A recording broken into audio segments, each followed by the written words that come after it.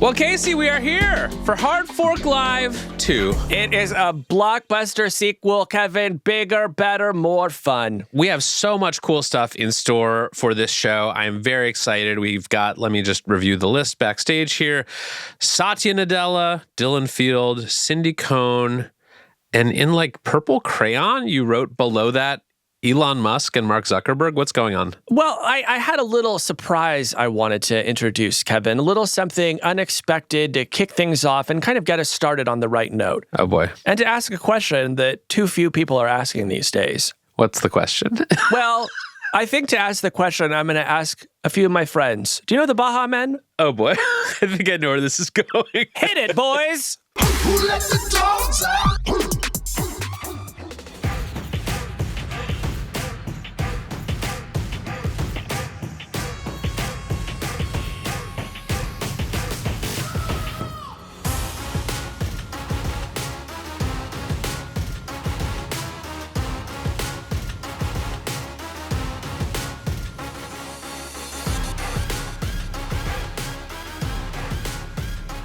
I'm Kevin Roos, a tech columnist from the New York Times. I'm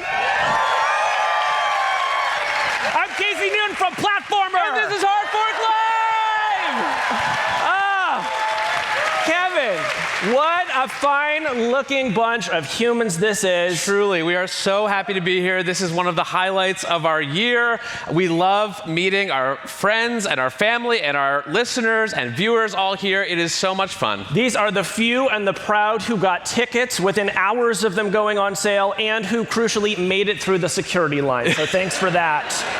We haven't seen a security response like that since the time I tried to use Claude to make a bioweapon.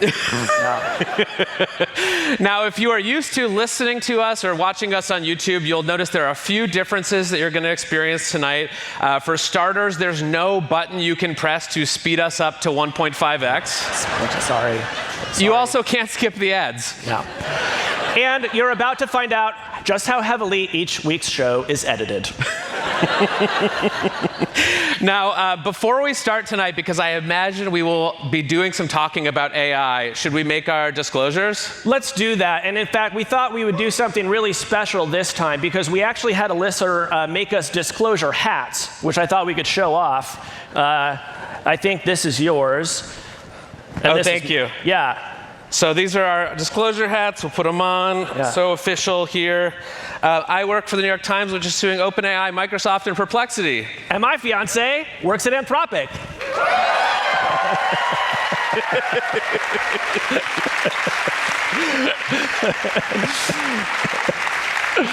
Now, Casey, it has been such a big week in tech. So much has been going on. We were down in Cupertino on Monday for Apple's big developer conference where they showed off the new Siri AI. Yeah, it's really interesting. You can use Siri AI to set an alarm that will trigger every time Apple falls further behind in AI. So that's kind of interesting. We also saw the release of Claude Fable, the new powerful model from Anthropic. Yeah, this one is really big. They're already starting to use it in the government. In fact, Pete Hegseth just said it makes the best martini recipe he's ever seen.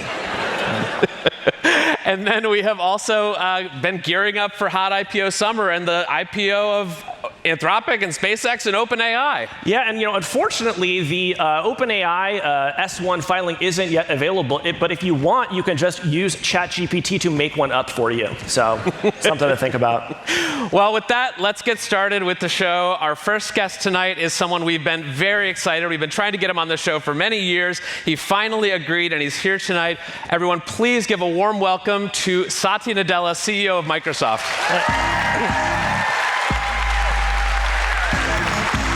Hello.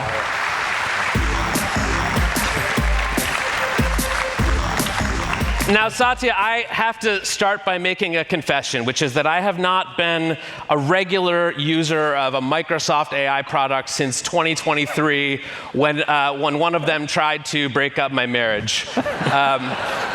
Unsuccessfully, I should add. My wife is right there.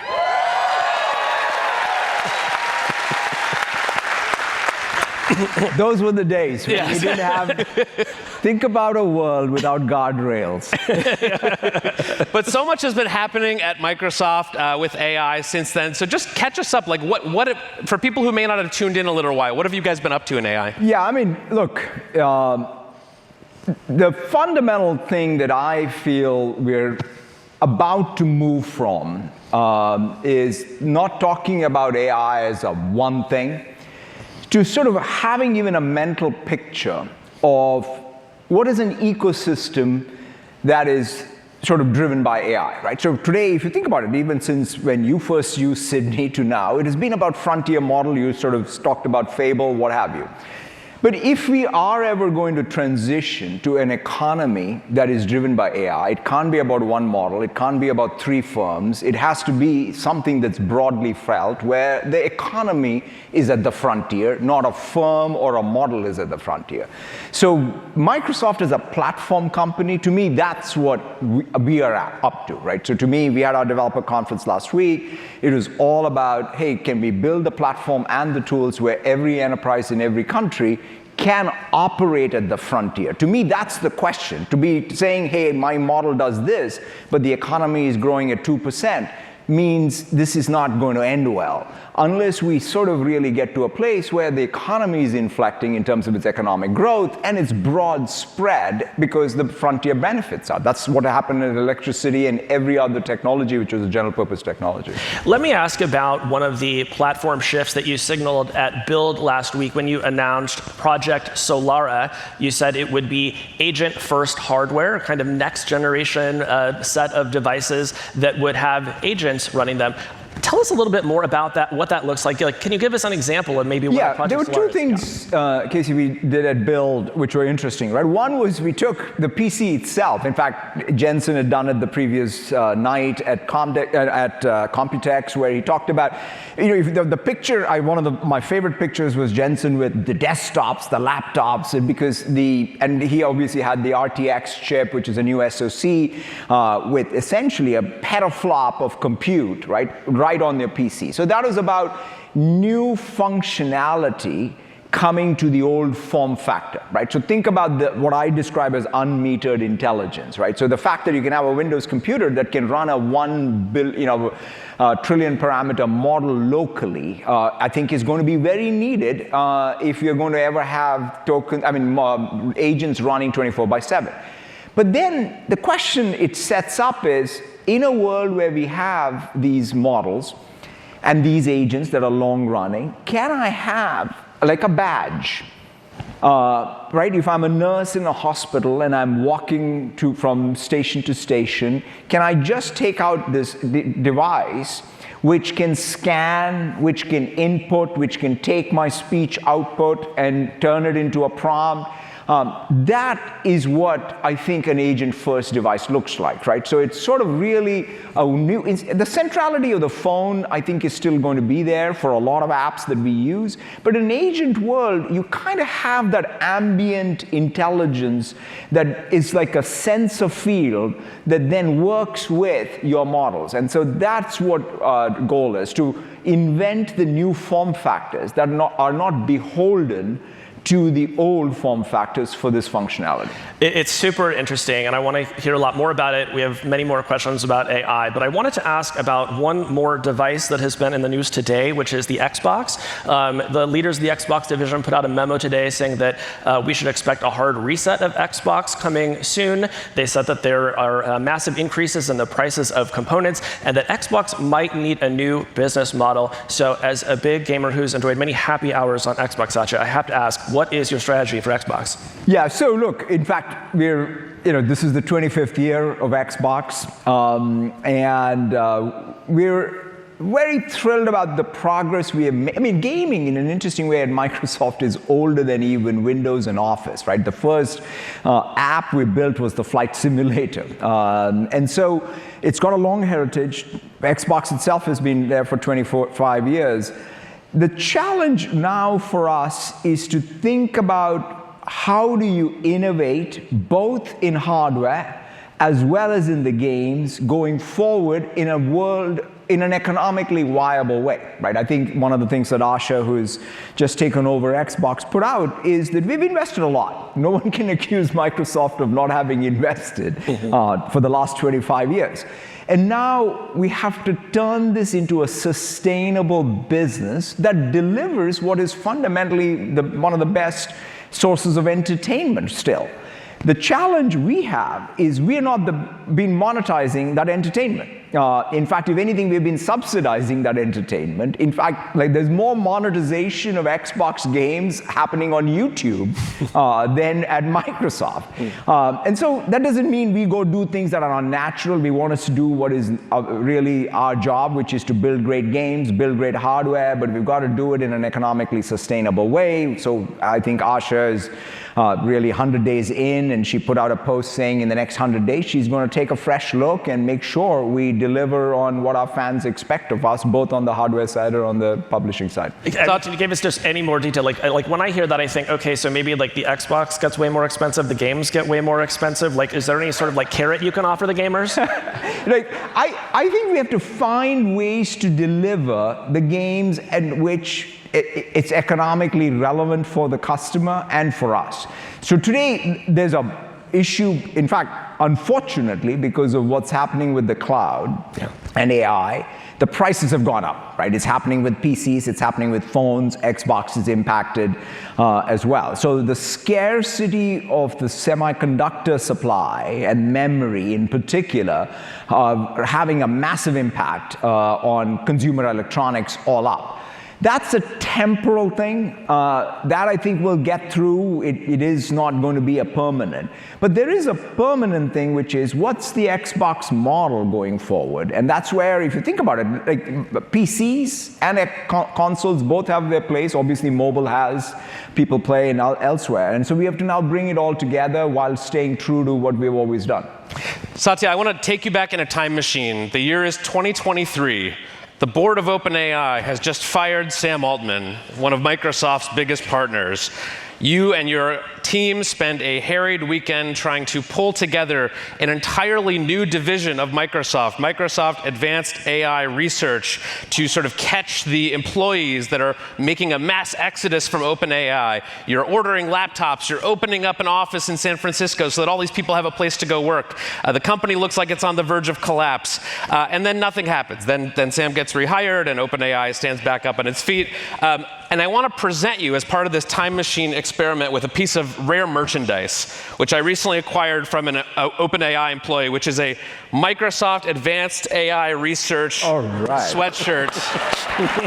That is awesome. To be clear, this division never existed, and I was told by the person who made this that they had to sort of fudge a little bit on the sort of copying and printing shop application, which made them prove that they were a Microsoft employee to get this. But this is for you if you ever want to take that walk down memory lane. Oh man, that weekend, I remember that forever, and thank you for this. But all I remember, quite frankly, of the weekend is India getting thrashed by Australia in cricket. That was the more tragic thing. So, if that had happened, in the world where all of these OpenAI employees end up working at Microsoft in a new advanced AI research division run by Sam Altman and Greg Brockman, in that world, is Microsoft better or worse off with AI than it is today in this world? Look, we are thrilled that Greg and Sam made it back to OpenAI, and they are where they are, and they're now, as you said, are filed a S1 or what have you. And look, it's fascinating, right? When we initially took the bet on OpenAI, it was it was a research lab, a non-profit entity that had created a for-profit unit, and said, hey, they went and shopped around and said, who can back our crazy idea that intelligence is log of compute? And quite frankly, there were lots of people that were at Microsoft at that time who thought this is nuts.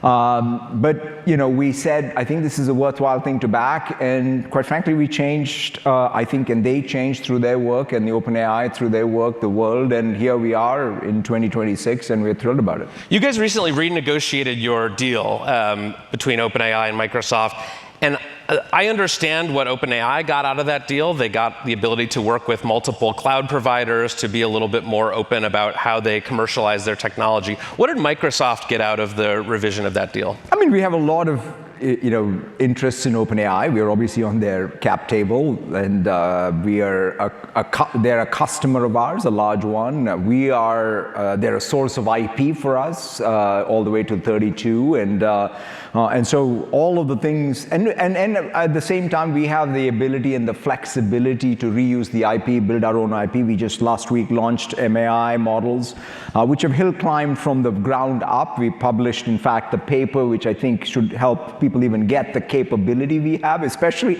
if you take those two thoughts, right, which is, here is, intelligence's log of compute, and here is a pure lineage model from Microsoft that climbed all the way, means that we now have the ability to keep going. And to us, and our infrastructure, I must mention that we wouldn't have been where we are with even Azure, but for that close partnership with OpenAI. So we have the compute, we have now the model, and we have still the partnership. Let's talk about those models. Is your goal to make a frontier best model in the world? And if so, what's the strategy for overtaking a ChatGPT, a Gemini, a Claude? Yeah, so I think the way I would say is our real goal is to get everyone across the ecosystem to the frontier. So we're going to take a slightly different take in saying, for example, if you think about how does one build a frontier model?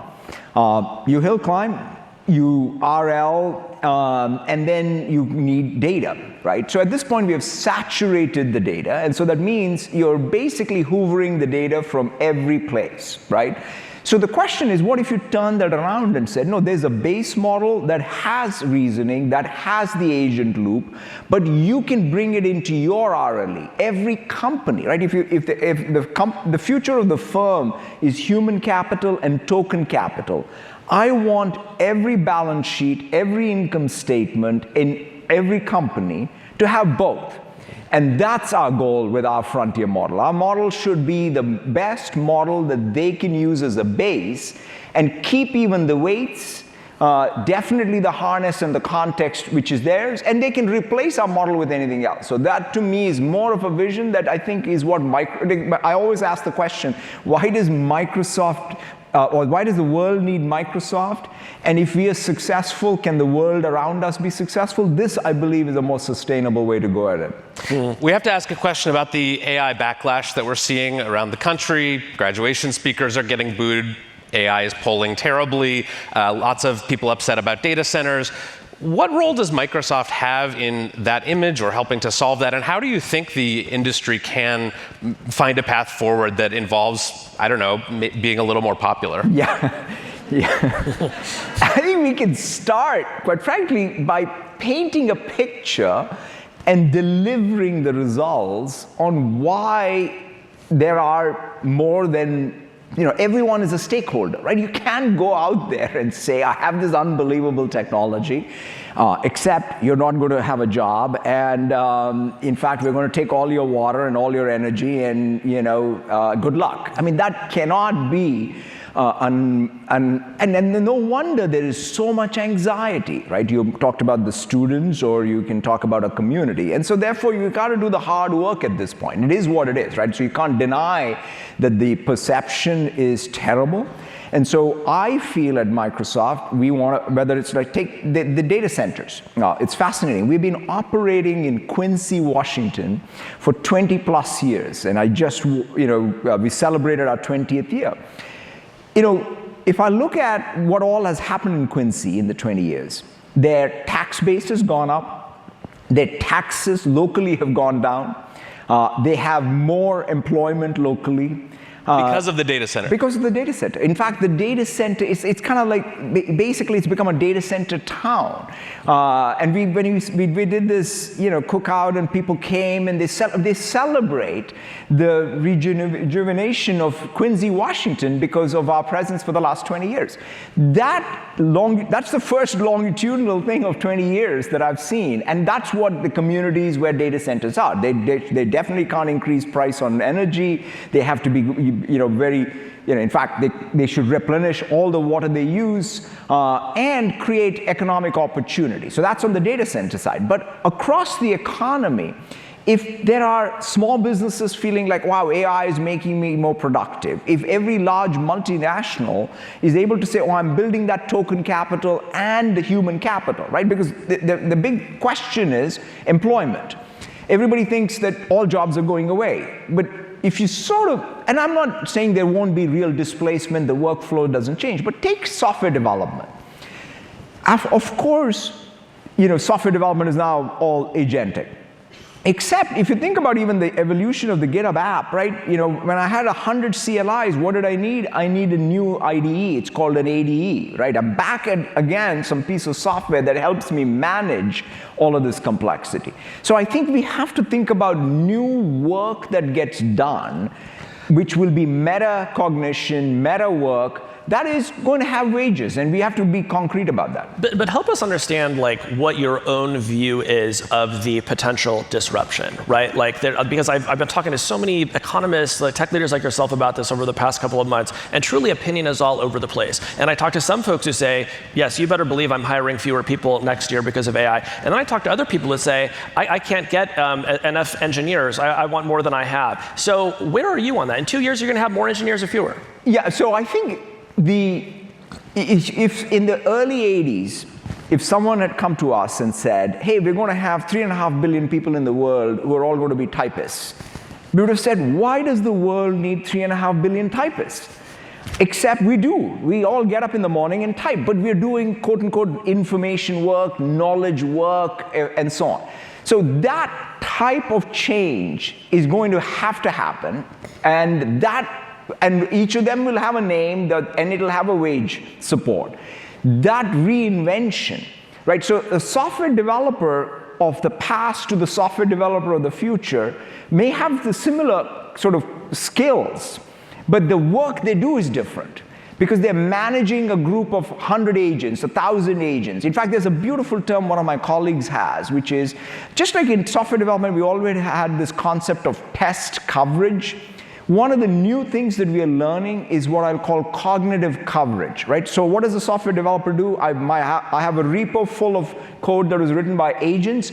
I am cognitively understanding what happened, and I now need tools for cognitive coverage on what that was built. That's a job, I think, of a software developer. And in order to do that, you got to go to school, you got to learn computer science, and have cognitive coverage. And so this reinvention of work, the work artifact, the workflow, right? Because software went from input to output. That's a format change, an artifact change, the workflow has changed, and the work changes with it. I feel like what people really want to hear is some combination of your job isn't going to change that much, or if it does change, you're going to get paid more. Do you think that either of those things will be true for most people? I think that that's the thing. The wages, have always been about what is it that we as a society value, right? We have grown in the last 200 years, 250 years, was about a particular form of expertise and accrual of knowledge. So when you have abundance of some form of expertise, what is that human ability to now build a new expertise that is not trainable? Right? In fact, there was a nice blog I read this morning from Sarah Go, which I thought was an interesting one, where she sort of mentions, hey, what is the untrainable part? And that applies to organizations, and I think us as well. And it's we as humans have agency, ambition, that should not be counted out. And if you look at even what is human capital today, the human capital, in spite of all the digital systems we have at our disposal, we do the glue work.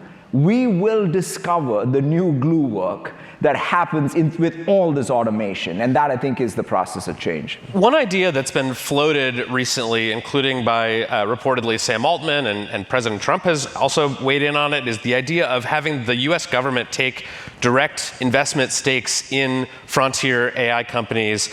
Do you think that's a good idea? What % of Microsoft would you like the US government to own? MSFT, you can trade. No, but do you think that is a way for the gains of AI to be more broadly felt?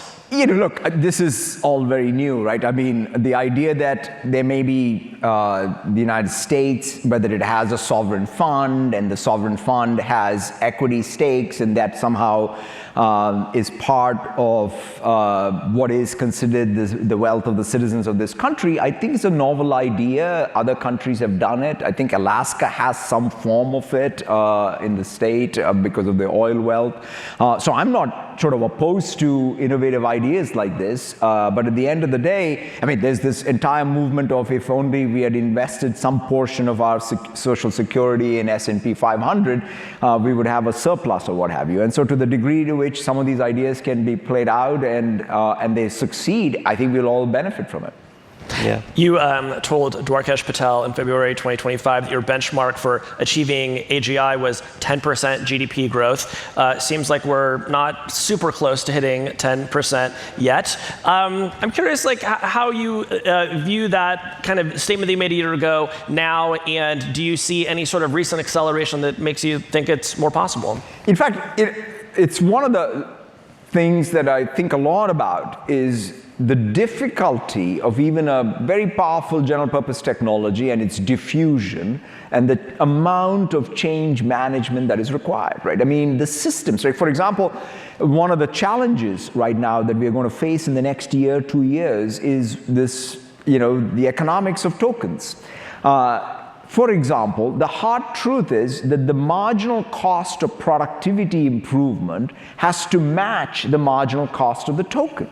That's a management discipline, right? So you can't just say, hey, I love token maxing because it's sort of money in my bank. The business has to benefit from it. And that is what is going to really drive it. So in fact, it's fascinating. The equation for the 10% growth would be when you have a perfect match between the marginal cost of the token to the marginal value, and it's priced, right? So that means it's the best way to get at it. If that happens, 10% is definitely going to happen. But definitely what's happening right now, where everybody goes in wipe codes and token maxes, that's not a way to achieve 10% growth. How much sort of token maxing has been going on at Microsoft? A lot. Yeah. And I'm out of it. Like, yeah. I mean, and what I mean by that is, look, I want people to obviously, and myself, I'm like a token maxer too, so it is addictive. It's kind of like, hey, I love this thing. So then you have to step back when the novelty wears off to say, what is it that I'm trying to create? In fact, the thing that I love now in Copilot now is our auto mode. And so we now have we have an economic model that's feeding it as well. Basically, I say, don't use frontier models for non-frontier problems, right? Please, let's kind of match these things such that you get the outputs, you get the economics, and it can't be a race to just doing things that just don't add value. Give us a flavor of like Satya's token maxing. Like, what are some of your big token projects lately? Yeah, I mean, like the one thing that I recently built was, I've always sort of felt that I want a repo that is in sync all the time with discussions that are happening out of band that I am not in. Right? Think about even that concept. I like that thing because it is sort of not possible today, right? So you have essentially the ability now to have an agent that literally is looking at all the work discussions that may be related to your repo and creating the plan and executing the plan. And it's just, in fact, all I did was I put WorkIQ, which is the database underneath all of Microsoft 365, and as an MCP server, and to my coding agent, and I said, keep watching that, and every time people discuss this repo, please change my repo, and it keeps working. And so this is like the best way to keep your basically a model, in sync with all requirements that ever come up. You've been thinking a lot about the political economy of AI. Obviously, the things you're talking about diffusion and adoption and GDP growth are all part of that. What do you think the people in San Francisco leading the AI companies here get wrong about the political economy of AI? I mean, I wouldn't say they're wrong about the political economy of AI, but I do think when I look back at there's a very cool book I read, I think in December, I may have the name wrong, but it's written by Joel Mercier and a couple of co-authors. I think it's called Parallel Paths to Prosperity. They describe a little bit of how the last 1,000 years, the West grew and what was happening in China. So it was a 1,000-year history. But the fundamental thing when I take from that book and in general when I read history is the West in particular got three things into a virtuous cycle. Right? They got technological revolutions, and markets, and democracy, both acting as a check on the other. That's why there is no such thing as an economy. It's a political economy. A democracy controls ultimately what happens in a market, and then technology sort of tries to disrupt the two, and then you keep sort of the checks and balances. That's magical. It's one of the most unbelievable social constructs ever to emerge in the world, right? Think about sort of, it became the model. And we now need that same model to be redefined for this age, but it'll work because it worked the last time. And so therefore, I think us reminding ourselves that the balance, the checks that each one has on the other is what I think we have to aspire for, whether it's in San Francisco, whether it's in Washington, D.C., or quite frankly, anywhere else. Mm-hmm. Maybe just as a last question, I'm still trying to hone in on what I think Kevin might call how AGI pilled you are. There's a sense in Silicon Valley that it really is different this time, and that the jagged frontier is going to keep advancing forever, and all of a sudden the little tasks that AI can automate today are going to convert into full jobs. How much do you buy that story? Look, I buy that anything where the loops can be closed, right, like coding. In fact, AI research is sort of possible to close. I think we have now got sufficient, I'd say, evidence of that. But is that enough? I don't think so. And when I think about, people talk about how verifiable is this task.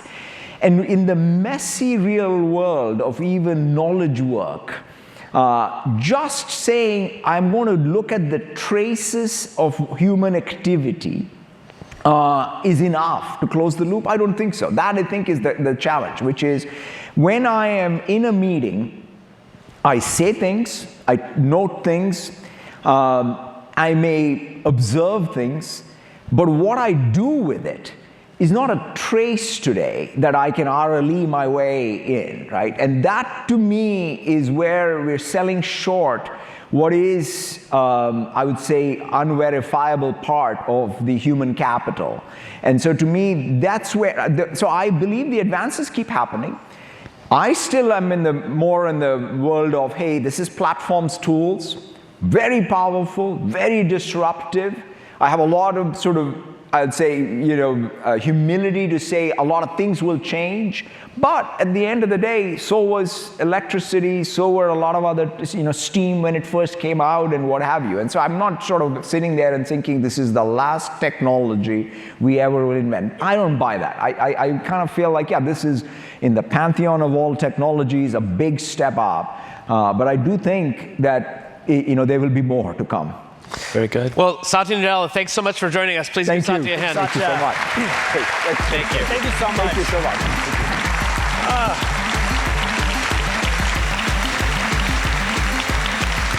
All right. That was sort of our big question for the show was how AGI pilled is Satya? I thought it was, what is the unverifiable part of our human capital? What do you think yours is? I'm still working on that. We had a lot of show to prepare for, so. We'll get to the bottom of it. Well, we have so much more to cover tonight, and we're very excited about our next guest because I'm sure everyone in here is still thinking about those robot dogs like I am. I was having trouble focusing on the interview because I had so many questions about the dogs. Yes, and I will be jolted awake tonight by the vision of the Elon Musk and Mark Zuckerberg dogs. And we wanted to actually bring on someone who has been responsible for training and walking and taking care of these dogs to tell us why the hell they built such a terrifying thing. So our next guest is Phil Mohun. He's the executive director of Node, a digital art center in Palo Alto that is showing off these robot dogs as part of an art exhibit that runs through the end of the month. Please welcome to the stage our dog handler, Phil Mohun. Yeah. Thanks, guys. Hey, Thank Phil. you. Thank you. Hey, Phil. Oh, God, they're coming back. Oh, boy. Hey, that might be far enough. Yeah. Heal. You know, they're very lifelike in that they don't seem to respond well to instructions. Yeah. Kind of like the Okay, the please originals. go. Please leave. See you guys. Yeah. Well, shall we have a seat? Yeah, let's have a seat. Now, I want to just describe these dogs a little bit for people who are going to be listening to this later. These are two Unitree Go2 robo-dogs with the faces of Mark Zuckerberg and Elon Musk. And as I understand it, they are part of a whole pack. So, Phil, tell us about these dogs. How many are there, and how can we protect our families from them? Yeah. By the way, when you said there was a whole pack, a chill fell through the crack. Yeah. A little different from the last conversation. I think, these are called the regular animals, and these were created by an amazing digital artist named Mike Winkelmann, or Beeple. How many people know Beeple in the crowd? Yeah. Okay, so for those of you who don't, I'm excited to share. Mike is an amazing artist. He has been creating a new piece of digital art every day for 20 years. And these dogs are his latest creation. They're called Regular Animals, and they're part of a show we're doing at Node in Palo Alto.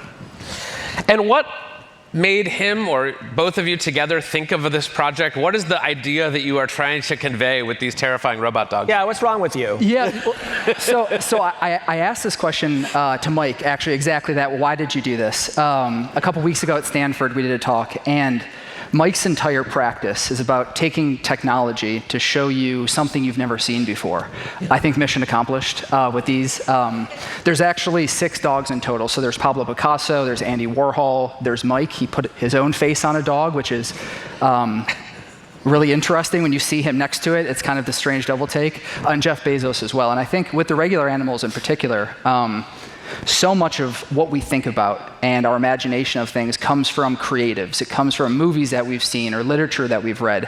But increasingly, the way that we see the world is coming through media, and specifically digital media. And so the fact that half of the regular animals are media CEOs and technology executives, the other half are artists, is not a coincidence. So you took these dogs out onto the streets of San Francisco recently. Right. What happened once they were set loose? Yeah, it was like the best social experiment of all time. I think there's a couple common reactions.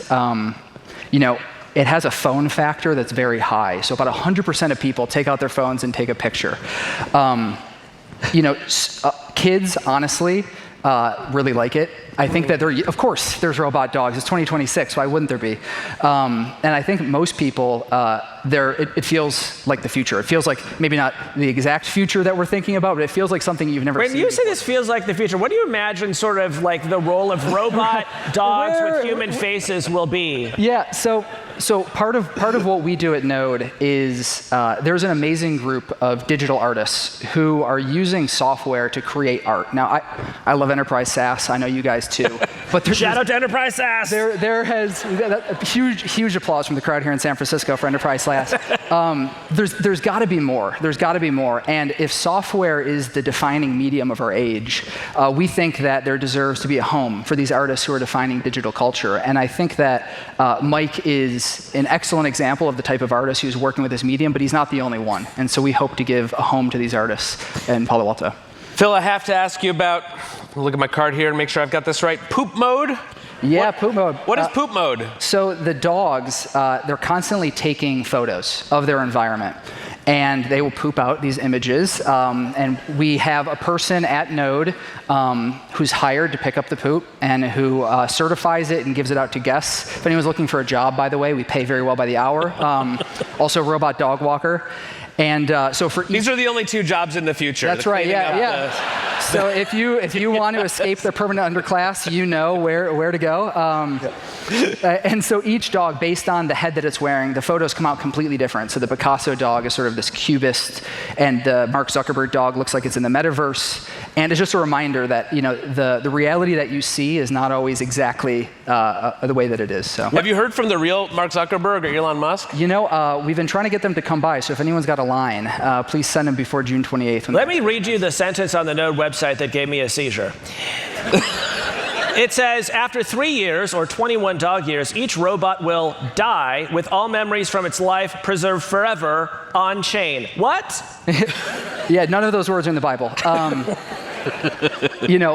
one of the challenges with creating digital art or using technology in general to create art, and there's a long tradition of this, technology sort of begets new artistic movements. And the beginning of these movements sort of have to grapple with there not being good categories or there not being institutions that are purpose-built for them. And in many of the conversations that we had with digital artists, they were trying to go to existing institutions and explain their work or explain, hey, I can use software or computers or computation to create these amazing works of art that make people feel things or make people see a future that only I can see. And the response that they got from institutions consistently was either we don't understand it, or we have an opening in 5 years and maybe we'll talk to you then, or even if they were interested and it wasn't pure apathy, our IT department can, and it's like this totally out of scope of what they're built for. And so this focus on preservation and around keeping the art available is a big part of what we do at Node. And I think that so much of what we build, and if you look at the history of software, it's all of these projects that get built, and they're amazing at the time, and then they're discarded. And art can't be like that. It has to exist through generations, and so that's part of what we're trying to do. That's all the time we have. Thank you, Phil, and please do not attach weapons to those robot dogs. They are scary enough Thank you. as it is. Thanks for showing up. Phil. Thank you. Thanks, Is there any sort of person out there whose face you would like to have on a robot dog in your home? I don't know. I like just the regular robot dogs. I think they're kind of cute, but I do have 2 real dogs, so I think I'm good on dogs. What about you? There are any number of drag queens I think it would be fun to have roaming around the backyard. Some drag dogs. Phil, are you listening? Yeah. Well, that was terrifying. It was. And our next conversation may have some chills as well, although maybe in a different way. Our next guest has spent the last 30 years fighting for online privacy, speech rights, and just is fascinated by many of the same issues that we are at Hard Fork. She's the author of the memoir, Privacy's Defender, My 30-Year Fight Against Digital Surveillance. And for the last 11 years, she was executive director of the Electronic Frontier Foundation, one of the oldest digital rights organizations in the world. We're so excited to have a conversation with her. Please welcome to the stage, Cindy Cohn.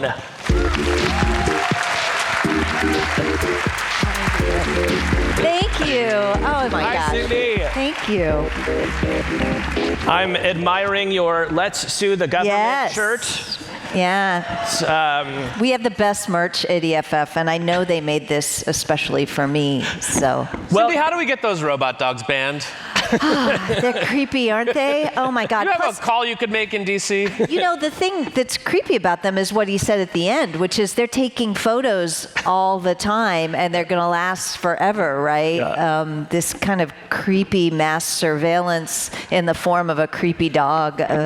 What could go wrong? Nothing will go wrong. It could be a reason to sue the government, which is something that you did throughout your illustrious career at EFF. One of your first big fights back in the 90s was defending the cryptologist Daniel Bernstein against government restrictions on encrypted source code. 30 years later, we are still seeing fights between the government and private individuals over end-to-end encryption. How surprised are you that this battle is still going on, and how would you characterize the state of that fight today? Yeah, I mean, look, we won the first round, which means that we have Signal and we have HTTPS, and when you lose your phone, you don't lose all the data on it because it's encrypted. So, I mean, that was great. But yeah, we continue to have to fight. And we, in the Meta social media case, they used the fact that they offered encryption as an argument of a product defect, right? So the fight continues. I think, law enforcement's interest in making sure nobody can ever have a private conversation just never goes away. But our need to have a private conversation online doesn't go away either. So, I think in the United States we've managed to fend off. There's periodically and the last bill was called Earn It, but different bills to try to restrict encryption. But the UK is a mess. Australia is a mess. We're going to have to. Canada now is debating something that Signal has said we're not going to be able to offer our product in our tool in Canada if they pass this law. So the fight just goes on, and I've kind of come to the sad conclusion that it's just something like free speech, like privacy, that we're just always going to have to stand up for. I remember when I started covering tech more than a decade ago, the EFF was known for taking on the government, primarily fighting government overreach. Now you also fight big tech overreach. So I'm curious, like, did that shift come as a surprise? And where does that leave you today in terms of allies? Like, who are the good guys? Yeah, it's. I would say in the 90s, we didn't anticipate that spying on everybody would become the #1 business model of the internet. It's very profitable. It turns out, and it also, has created this problem with the 5 big tech giants that control every, the vast majority of people's experience online. And these two things together have really forced us to, we don't make common cause with the tech giants anymore at the level that we used to, because they used to stand up for their users, and increasingly they're adversarial to their users. So what I tell all the tech companies is, look, if you stand with your users, we will stand with you. And if you stand against your users, we're going to be the first in line. And sadly, that second part has become bigger than I think it should. But it's dragged us into these places where we're adversarial against the tech giants because they're not standing with users. I mean, I remember, Kevin and I started covering tech around the same time, and I remember, whenever, you guys would put out a statement that, like Google, Facebook, like Amazon were putting out statements, like you guys were marching in lockstep. You just said that united front is now broken. When did you first notice those cracks start to appear? I mean, it depends on the topic, right? The early fights, EFF was involved a lot in trying to make copyright balanced in the digital age, and we worked a lot with the companies on this because they wanted to give you the ability to make your own media and to rip, mix, and burn, those kinds of things, and we would stand with them. But I think, again, as surveillance became the business model, as they became less interested in empowering their users and more interested in their surveilling their users, we've separated, and now we stand up for things like the Section 230, the idea that nobody would host anybody else's speech if they were responsible for it. So users need intermediaries to be able to speak. We've seen the tech companies roll over and support all of these exceptions, FOSTA, SESTA, and other things. And they're not even standing up for their own rights anymore. So it's really topic by topic and issue by issue. But I would say that in the last 10 years, it's less and less of the time that we end up standing with them because they don't stand with the users. It obviously seems like that has accelerated quite a bit since President Trump was reelected. There's been a major rightward shift in some of these companies. You've talked to these people for many, many years. How much do you think that is driven by something truly ideological, and how much of it is just they think they can make more money this way? It's hard to tell, honestly. I don't think they're being honest with themselves, much less the rest of us, about it, and certainly not me, right? I mean, I'm the civil liberties lawyer who shows up to beat up on them. So, I don't really have the ear of the billionaires. I never count out money and maximizing the amount of money that you can make as the driver for people who have devoted their lives to making money, but I really can't tell, and I do feel like they're in their own echo chamber now in a way that wasn't true before, and so they end up not understanding how they come off and at a level that's pretty high and different than when I started out in this. I'm curious how you feel about it. I remember in the early 2010s, I found myself, maybe somewhat embarrassingly carried away by some of the more grandiose pronouncements of these companies. They were going to organize the world's information and make it universally useful and make the world more open and connected. And while, that was always obviously self-serving in some ways, I did talk to many employees who seemed sincerely moved by that mission. And they did talk about it all the time. And so I took them to be at least somewhat sincere. I no longer take them to be sincere about that. And I wonder, did you take them at their word back then? And as the sort of truth emerged, how did you feel about it? I mean, I think it depends on who in Silicon Valley. Honestly, I think when you're at the top of the companies, it's a whole different feeling than when you're in the middle. You know, EFF has 30,000 members. I would say the vast, I don't know, we are a privacy organization. I don't know who those people are, but I think it's fair to say that a lot of them are people who work in these companies who still want to be in the business of making cool stuff for the rest of us, connecting all the world's people. I mean, we did that. The internet connects all the world's people in a way that is still magnificent. So I think that the split isn't between, I mean, you're in Silicon Valley as well, but to me it's not between tech and non-tech. It's between the top of tech, which is much more like the billionaires in any other industry, and disconnected from the rest of tech. And we'll see, right? I mean, the AI founders have committed to a lot of things, Anthropic and, you know, the 80% they're going to give away and things like that. So, I mean, time will tell, right? Are they going to walk their talk, or is it just talk? And we'll just see. I mean, from EFF's perspective, again, if they walk their talk, we're there with them. And if they're not, we're the ones who are probably going to be on the other side of the V in the lawsuit. So... Speaking of AI, there are many things to be concerned about from a privacy perspective when it comes to frontier AI systems. There's the risk of these things just becoming very charming and people entrusting them with private information, and maybe the companies not being responsible safeguards of that information. There are concerns about mass domestic surveillance that could become more salient with models that are very capable. Of all of the risks to privacy and user sovereignty posed by AI, which worries you the most? Oh God, it's a race to the bottom, isn't it? But I would say it's not a surprise to us that the two hard lines that Anthropic drew that got them in trouble with the Defense Department is mass domestic spying and autonomous weapons. Now, I don't know as much about autonomous weapons, but I've spent my career fighting mass domestic spying, and they're right. That will change the dynamic. It will change how democracy works.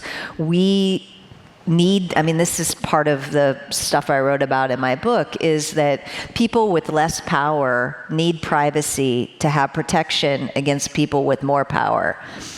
And mass surveillance supercharged by AI tends to make us a lot less powerful compared to the people who are going to know a lot about us. And that can really impact our ability to vote out the people who we don't think are leaders, control what policy and law affects all of us. The political economy questions will turn, I think, on whether we can stop mass surveillance that's AI supercharged. Sketch out a bit how AI, Thank you.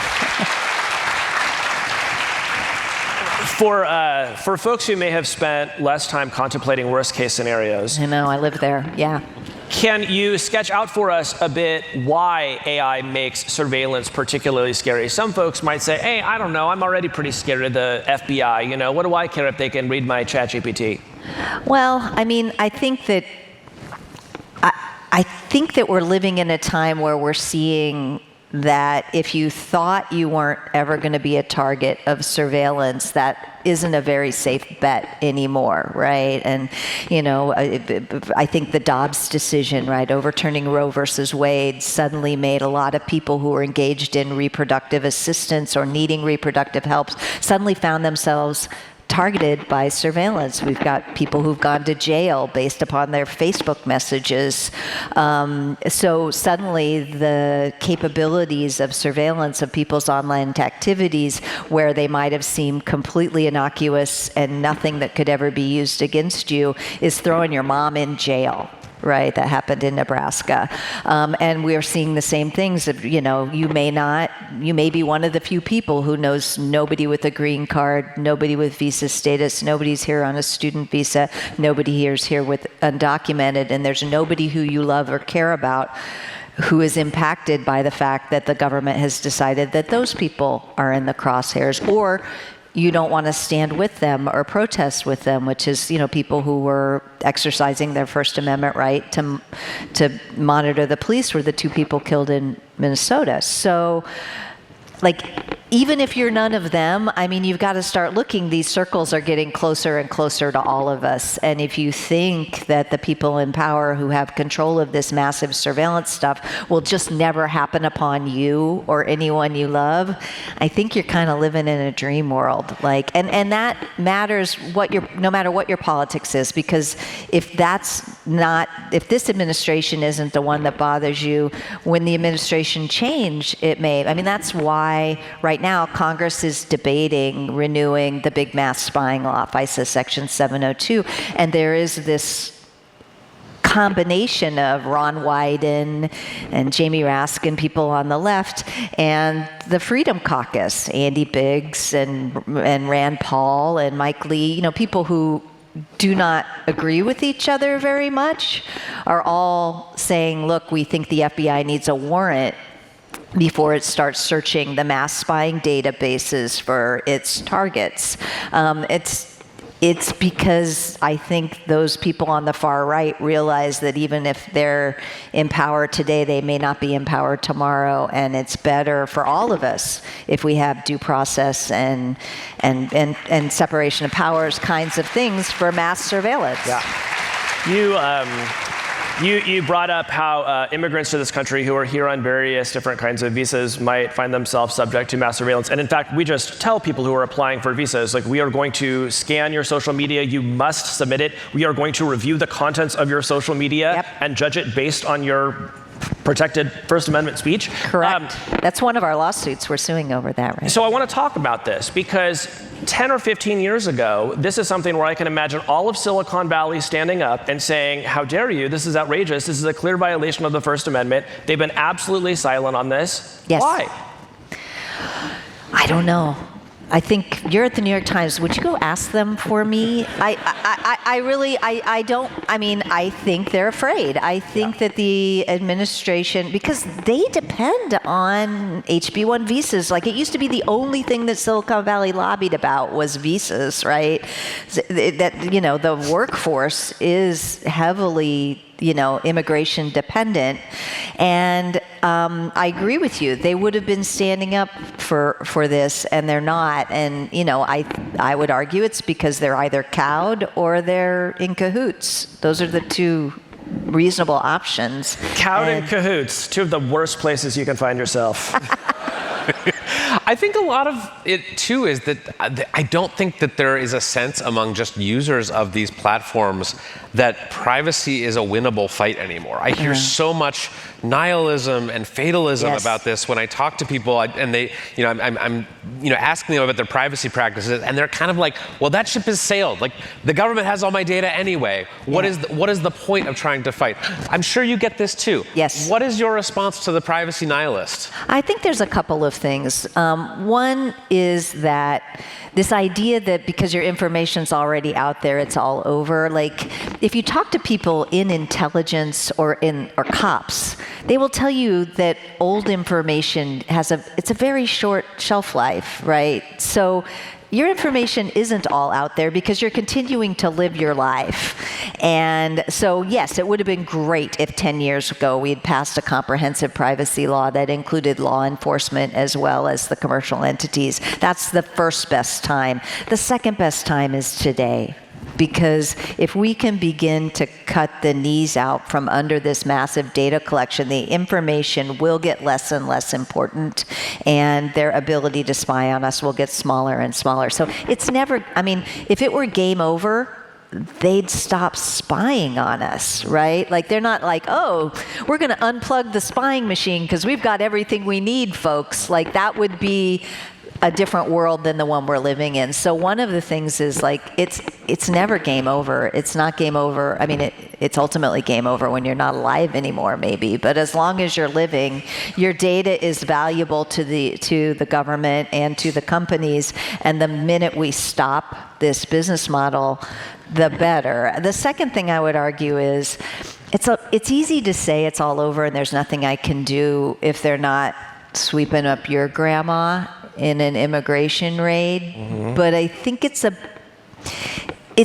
bit of a denial or entitled position to think that you could not care and nothing, because what's going on there, and the nihilism is I don't care about this, it feels like too big a fight, and nothing will really happen to me or anyone I love if I don't care about this. And I think we're living in a time where that's not a safe assumption anymore. We have to fight for our privacy.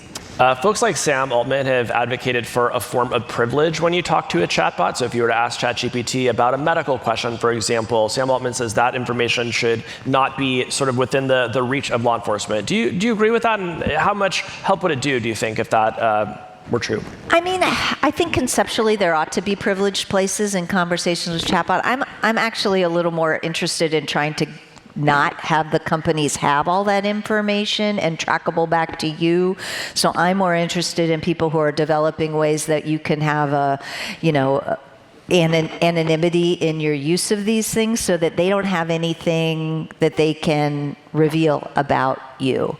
And I think that's a better way to go than expecting them to stand up and protect us. Did something happen that damaged your trust in these companies?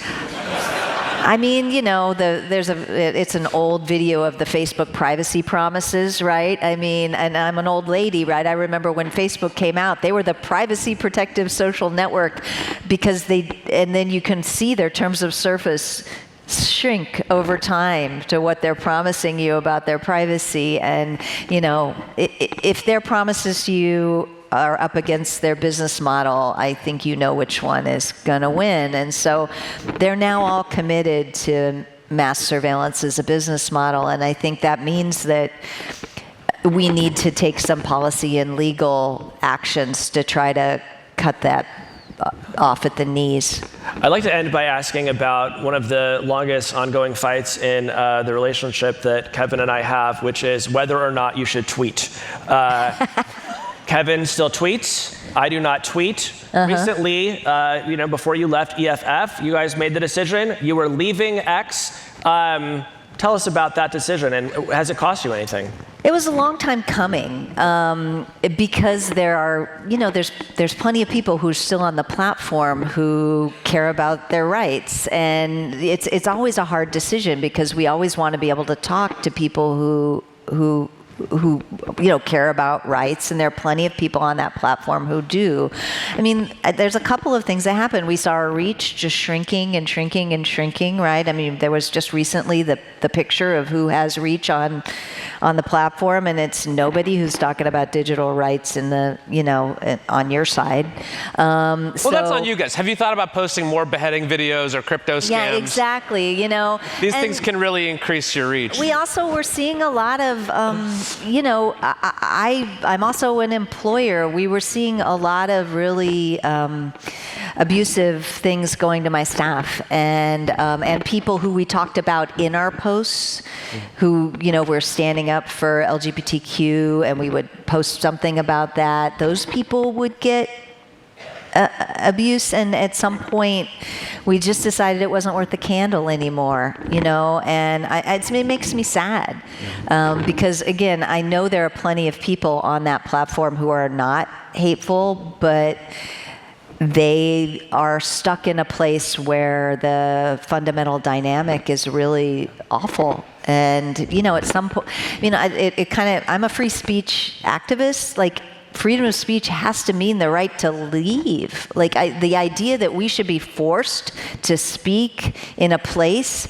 is fundamentally inconsistent with the value of freedom of speech, which includes your ability to decide where you speak in the first place. And I have a hard time with people who are like, you're a free speech organization, so you must post on this private platform. And I'm like, I don't think you know what free speech means. It means I get to decide who my audience is. And I'm sorry if you're hanging out in the Nazi bar and I decide that that's not where I want to speak. And but I'm sad about it, because there are a lot of people, there's especially a lot of politicians and other people who were trying to Stop 702. There's a lot of audiences that it would be better if they weren't all on that platform. Yeah. Well, fascinating conversation. Cindy, thank you so much. You're a legend. Thank you. Thank you. Thank you so much. Thank you. That was awesome. Thank you. Oh. Guys, you're not going to believe this, but we have so much more good show. We have so much more, and Casey and I will be back. But first, a very special performance from the Hard Fork Robot Choir. See you soon.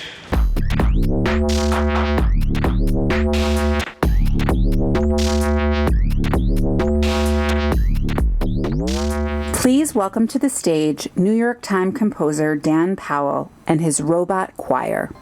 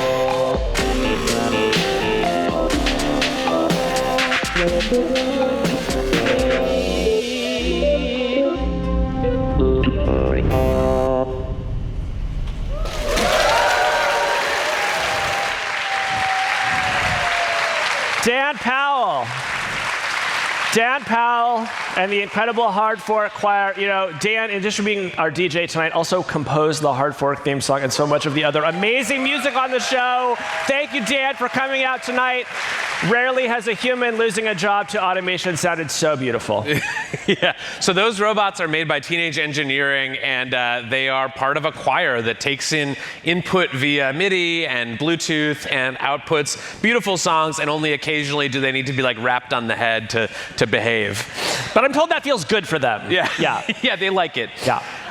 Well, we have so much more to come tonight. I know it's hard to believe, but we are so excited for our next guest. Our next guest is the CEO of Figma, an AI and web-based design application founded in 2012. It's Dylan Field. Dylan, welcome.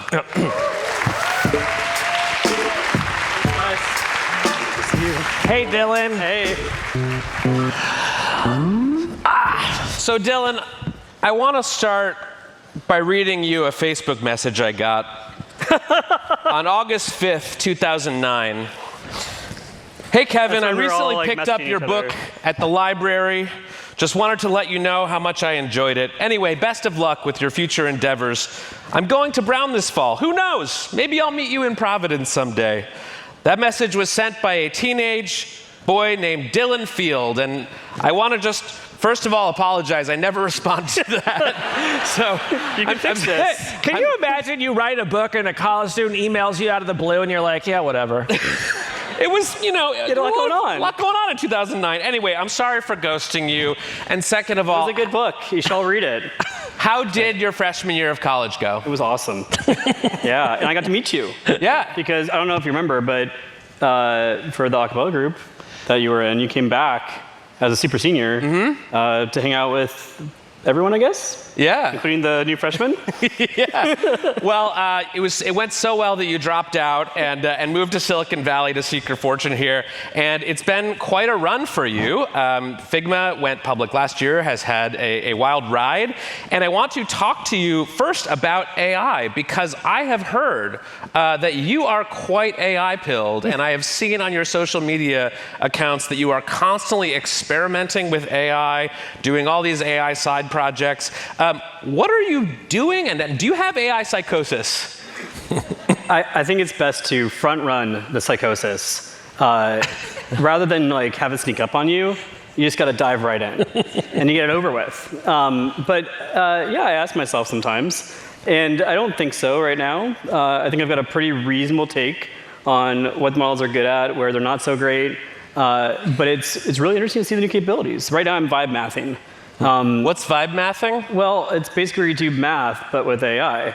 And you know, are you proving Fermat's last theorem? What are you doing? No, I'm not. Basically, like, I think it's just interesting to see how AI attacks these problems. It's kind of the opposite of Figma. I mean, Figma, we're a design platform. We often are evaluating the models, trying to see how good they are at design, what we should use, what we should put in our product, expose to users. And it's like the opposite of verifiable. You know, you and I could look at something and disagree or agree on the merits of it and the design merits of it, but you know, there are some domains like math, some aspects of computer science where things are correct or they're not. And so I think it's really cool to see that range. And the verifiable domains models are very good at now. Casey vibe mathed his way through high school. They flunked him, but I'm glad it's going better for you. I don't have any results, so just be very clear. I want to hear a little bit more about like what direction you are taking all of your AI use in as you sort of, you know, pursue these projects. This sounds like a lot of sort of like personal stuff that you're doing for fun. Is that just sort of like the curiosity of a lifelong learner, or is there something specific that you're trying to find? I find that just in general, the more that you like explore new technology, you don't know how it's going to pay off or what benefit it will have, but it ends up having some benefit in weird ways you can't expect. And I don't know, you had Node up here earlier. I was very excited about NFTs early on, and then they became what they are now. They weren't called NFTs then; they were called crypto collectibles because that was a cool phrase. But you know, it was like whether it's that or you know, WebGL, which led to Figma. I just always try to explore stuff and like go deep on it, figure out the new capabilities because you can find ways to use them.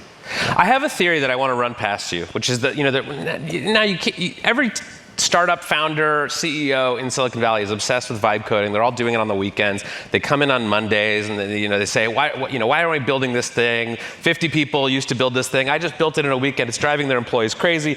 But my theory about this is that this is reminding CEOs of what it was like when their jobs were fun. Do you agree with that statement?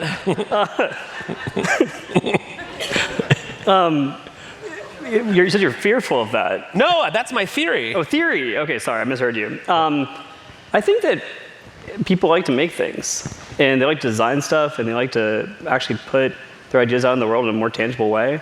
And I think we're just going to see more of it from everyone, not just CEOs trying to have fun on the weekend. Speaking of making stuff, Figma recently launched an ad campaign organized around the idea, sort of making fun of the idea that design is dead, sort of a more common sentiment maybe in the era of AI. Make that case for us, that design is not dead in a world where I can just sort of type what kind of app I want into a box. This is a real roller coaster from my 2009 Facebook message now to design. We're covering it all. It's taking a turn. No, I mean look. I think that there's so many hot takes online. I'm sure you get a few of them an hour. Sure. And I think when new models drop, everyone's looking for something that they can say is dead, because on social media now it's like either you're so back or it's so over. And I'd prefer to be back.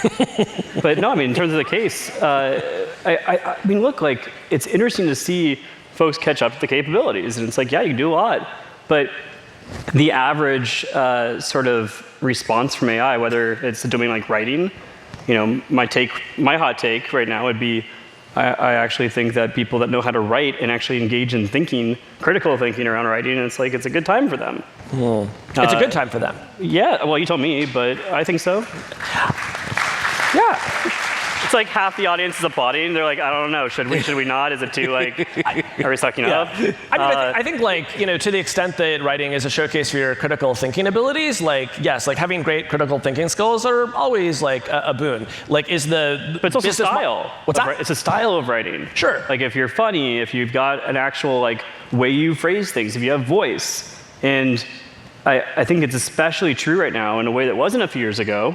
3-5 years ago, I would have said, oh man, there's a lot of people on social media that are writing really interesting things, and we're in this world where there's Substack, and people are putting content there, and it's really good. And now I look at that and I'm like, man, it's a lot of Claude. Maybe I'm over-rotated even on identifying people that are basically using AI to write. Yeah. Same thing's true for design. Folks are basically looking at these websites or applications and seeing the average.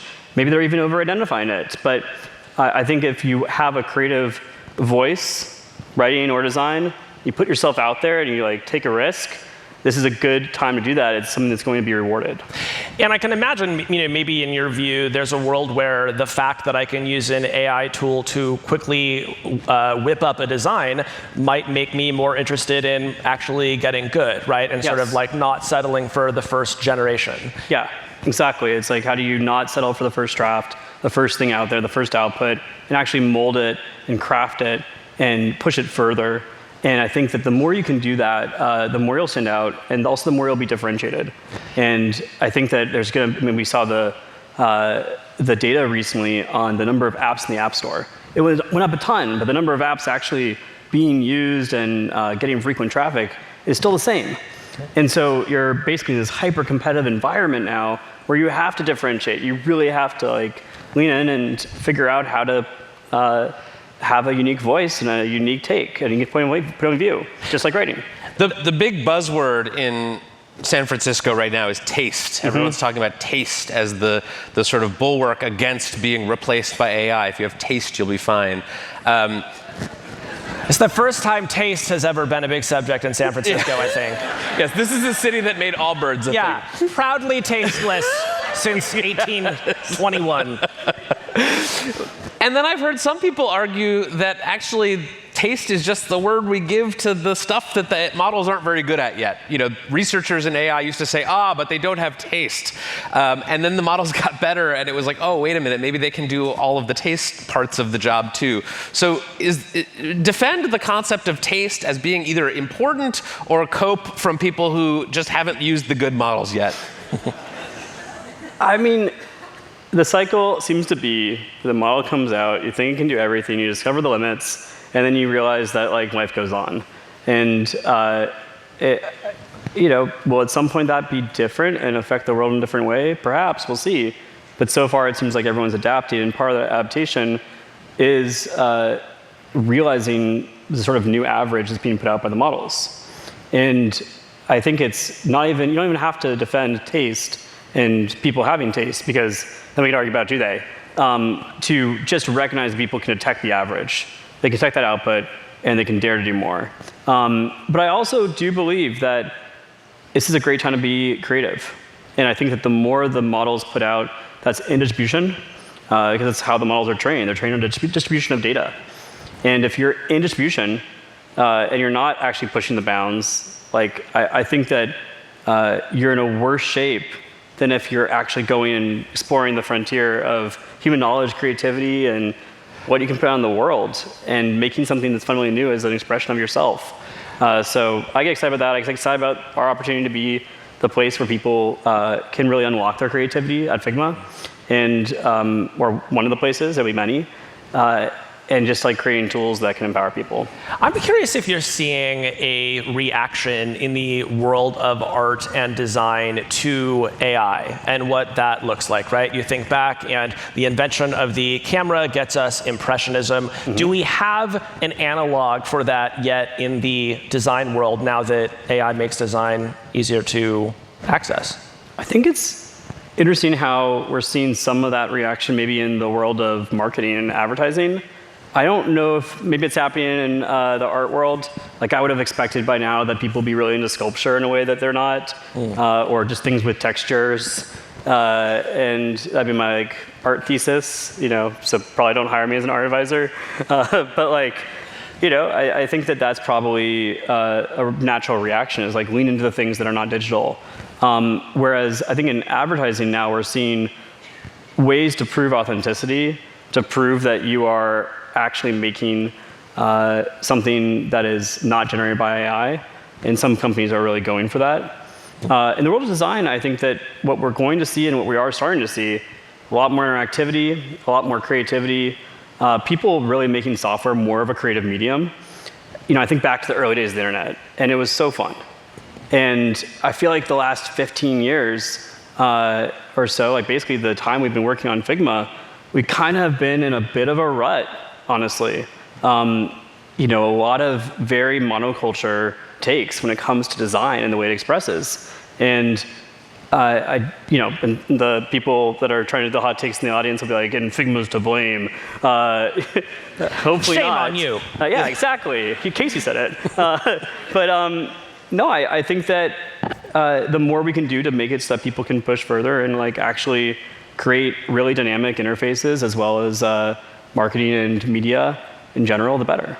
Have you seen anything that's been AI generated in the realm of design or art that you think is really good? Casey turned me on to Fruit Love Island, which is now You've all watched it. My favorite TV show / TikTok series. But is there anything that you've seen that is clearly AI generated where you're like, oh, that's actually kind of fun and interesting? Yes, and also it wears off fast.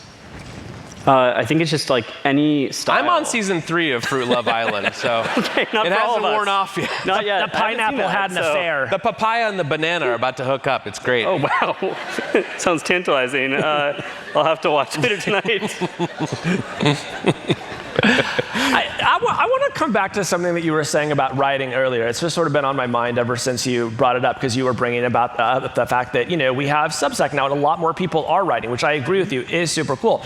When Satya was here earlier, he brought up this post that he had read that was on Substack today. I happened to read the same post because it was on TechMeme, and I read it, and I'm just going to say it was Claude generated, okay? And it irritated me as somebody who's always trying to get my stories on TechMeme, because I'm just reading the output of a prompt.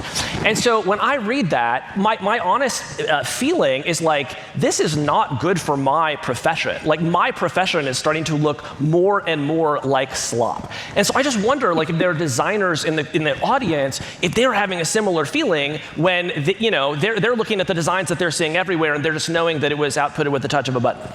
Well, I mean, one quality that writers and designers also share is imposter syndrome. And it's good to label it so that you know it's there and you don't have to deal with it every day or as much. But I think it's designers are arguably in one of the best roles in technology. And I mean, I'm talking to companies all the time, customers. They're telling me that they're hiring designers. Sometimes they're not hiring others. But design is one of the most prioritized places in the company where they're hiring. Overall, folks are still hiring a lot. This also perplexes me. I mean, we're in a world where folks are saying that all the jobs are going to get replaced, and they're then turning around and they're like, oh, but let me call the really good engineers so I can get them to join my team. So it just doesn't make sense to me right now in general, but I am very, very bullish on design and the role it'll play in accelerating companies further. So you think like 2 years from today, like there are more people whose job title is designer than they have it today? How many years? Say 2? Yeah, I think so. Okay. I think probably significantly more. And a lot of people that are doing other jobs, I think, will start calling themselves designers, creatives. I think in general we're seeing more of this kind of generalist vibe that people are feeling like they have to embody. One thing that's been interesting is a lot of engineers, kind of like you're saying, getting started on their design journey because they make something so fast and they're like, now what? And is it good enough? Maybe I should push it further. And then they kind of are trying to figure out, okay, how do I do that? So I'm pretty excited about that part too, welcoming more people in as designers. I have a friend in the audience tonight who is a product manager who started out as a non-technical person and is now able to create really amazing prototypes just with the advance of AI tools. I can see a world where design gets added into that portfolio as well. I think that at the end of that, like that job probably has a different name than PM. I mean, not all of it will be great design, but the act of like considering and being thoughtful what you're doing, and then actually putting it out and taking a risk, man, it's design. Yep. Dylan, this is a lot of high-minded conversation. Let's gossip. Okay. About what? Earlier this year, Mike Krieger, former board member at Figma, a product lead at Anthropic, co-founder of Instagram, he suddenly resigned from your board, and just days later, Anthropic announced Claude Design, which feels a little Figma adjacent. So, what the heck happened there? I mean, you just told a story, but I mean, let me be clear. Like, Mike is a great dude, and someone I really care about. Would you let another AI lab executive onto your board in the future? Well, I mean, we saw how that went in terms of like, unexpected products rolling out, and so probably depends on what their ambitions are. Yeah. Wait, in a general sense, you're not gossiping. You forget these people are there. It's just us birds. Sorry, y'all. Just us birds. In a general sense, I think a lot of CEOs are worried about the AI labs sort of integrating more vertically, like taking over insurance companies or accounting firms. We're starting to see some of that happen, where these labs are just kind of expanding into all the adjacent industries and really creating tough times for the companies in those industries already. Do you expect that to continue? Are these labs just kind of going to continue to grow and grow and grow and just become these like amorphous blobs that just create havoc for all the smaller startups in those fields? Well, I mean, let's tell a tale of two AI labs. You got OpenAI and Anthropic, and OpenAI kind of went through that journey. They launched a lot of stuff, social network even, Sora, which I really enjoyed. I know you did too, Casey. We had some fun. Yeah. Anyway, so speaking of AI generation, I mean, I did enjoy watching myself breakdance. And you'll see him do it again later tonight with the robot. Anyway, yeah. I mean, I think that then they've made the hard call of actually shutting that down and focusing the efforts of the company, and that's a hard call to make. But respect that they did it. And then also, I think you've got Anthropic is kind of in its arc of being more expansionary, their thinking, launching a lot of stuff. And I think you see what works and what doesn't, and then you see a year later what happens. I think the more interesting question is, a year or 2 years out, like where will they be playing still? And not everything works. It's hard to build product and get it out in the world. What are some things that you think they will attempt and fail at? Oh, I don't know. Safety? Joking.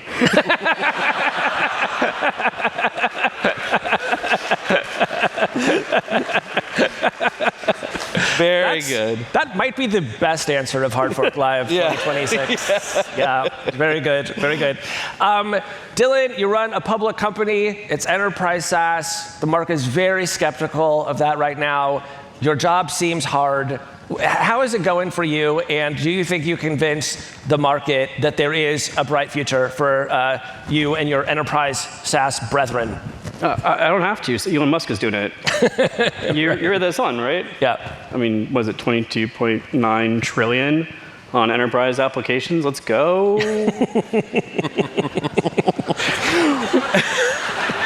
I'll pretend to know what you mean. No, I mean, but actually, how do you put that out there and not go, wow, and software is huge? I mean, he made it bigger than the entire space economy. Right. So, what do you make of? Okay, I'm told we only have a few minutes left, but I'm told that you have a desire to talk about hyperstition. What is hyperstition, and why are we supposed to know about it?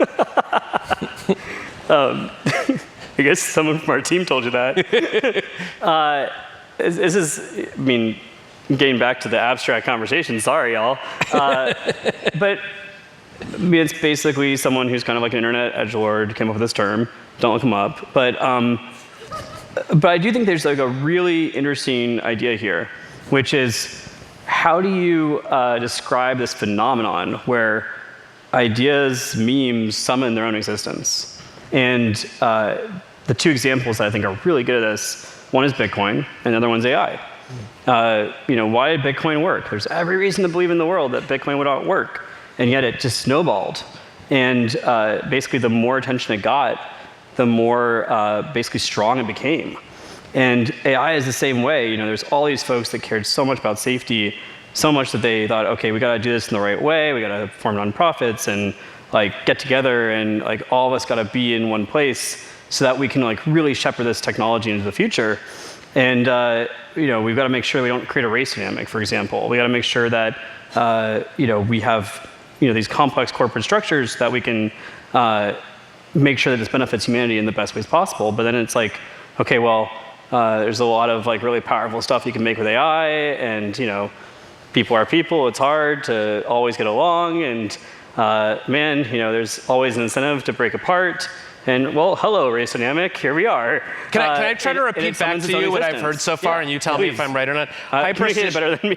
You got this. Hyperstition, the way I have heard of it is in the sense of the AI is learning from what stories we tell about AI. So if you want AI to go well, you should feed it a bunch of stories about AI being really nice to humans. That's part of it too. I think that it's also the case that AI is painfully aware in some cases of all these tropes that are on the internet about it. And it'll talk to you about the Google engineer that thought it was conscious. It'll talk with you about sort of the stories around science fiction and the ways that it's been depicted. It's very aware. It's all in the training set. And there's not as much information for some reason in the training set, data set of these stories where it goes well. But I actually do think there's an optimistic future for humanity. And I know that's a hot take now for some reason, but I want to believe that every day. And I think that it's on all of us to tell those stories too of how it does go well. And so it might be a good time to write some stories about how things could go well, just to make sure it gets into the training data. Exactly, you got it. You have your homework for this evening. Dylan Field, thank you so much for joining us. Thanks, guys. Thank you. Thanks so much, Dylan. Thank you. Have a good night. Thank you. All right. Hyperstition. I like that. Hyperstition, equanimity. I'm learning so many words tonight. This is great. Well, we like to celebrate the birth of new technologies on this show, but we also feel the need to commemorate the loss or passing of some technologies that are no longer with us. So please join us in a reprise of last year's Hard Fork in Memoriam.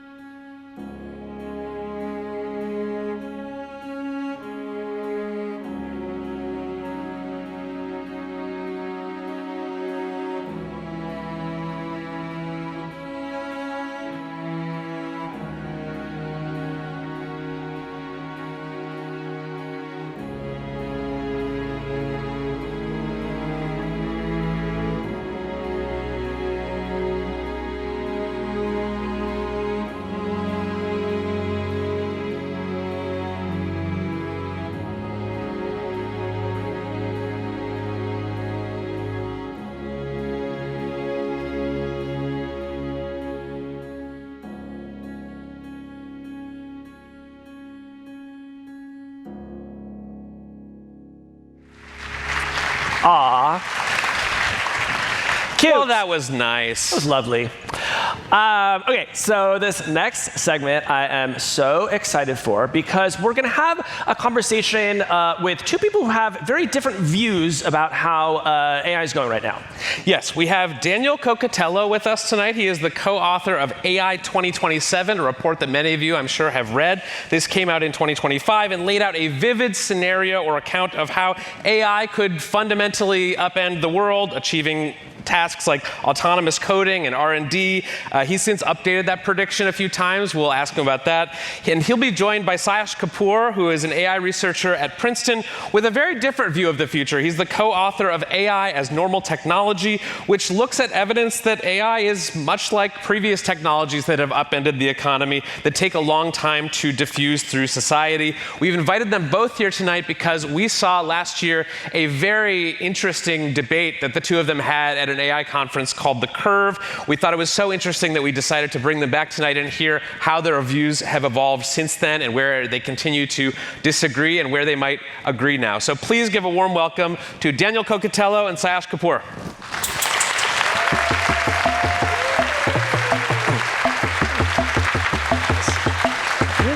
Hey, Daniel. Hey, Sayash. All right, so Daniel, Kevin mentioned this up top. You have updated your timelines a few times since you first published AI 2027. Give us the most up-to-date view of your thinking. What's your best estimate for when we will achieve AI models that can do their own AI R&D? Probably 50% by late 2028. OK. That's soon. I'm thinking about the calendar. That's 2 years. Yeah, that's like a little bit later than Anthropic expects, I think. Things take longer than you plan for, you know? Which is a point that Sayash makes sometimes. Sayash, can you summarize where your views are today?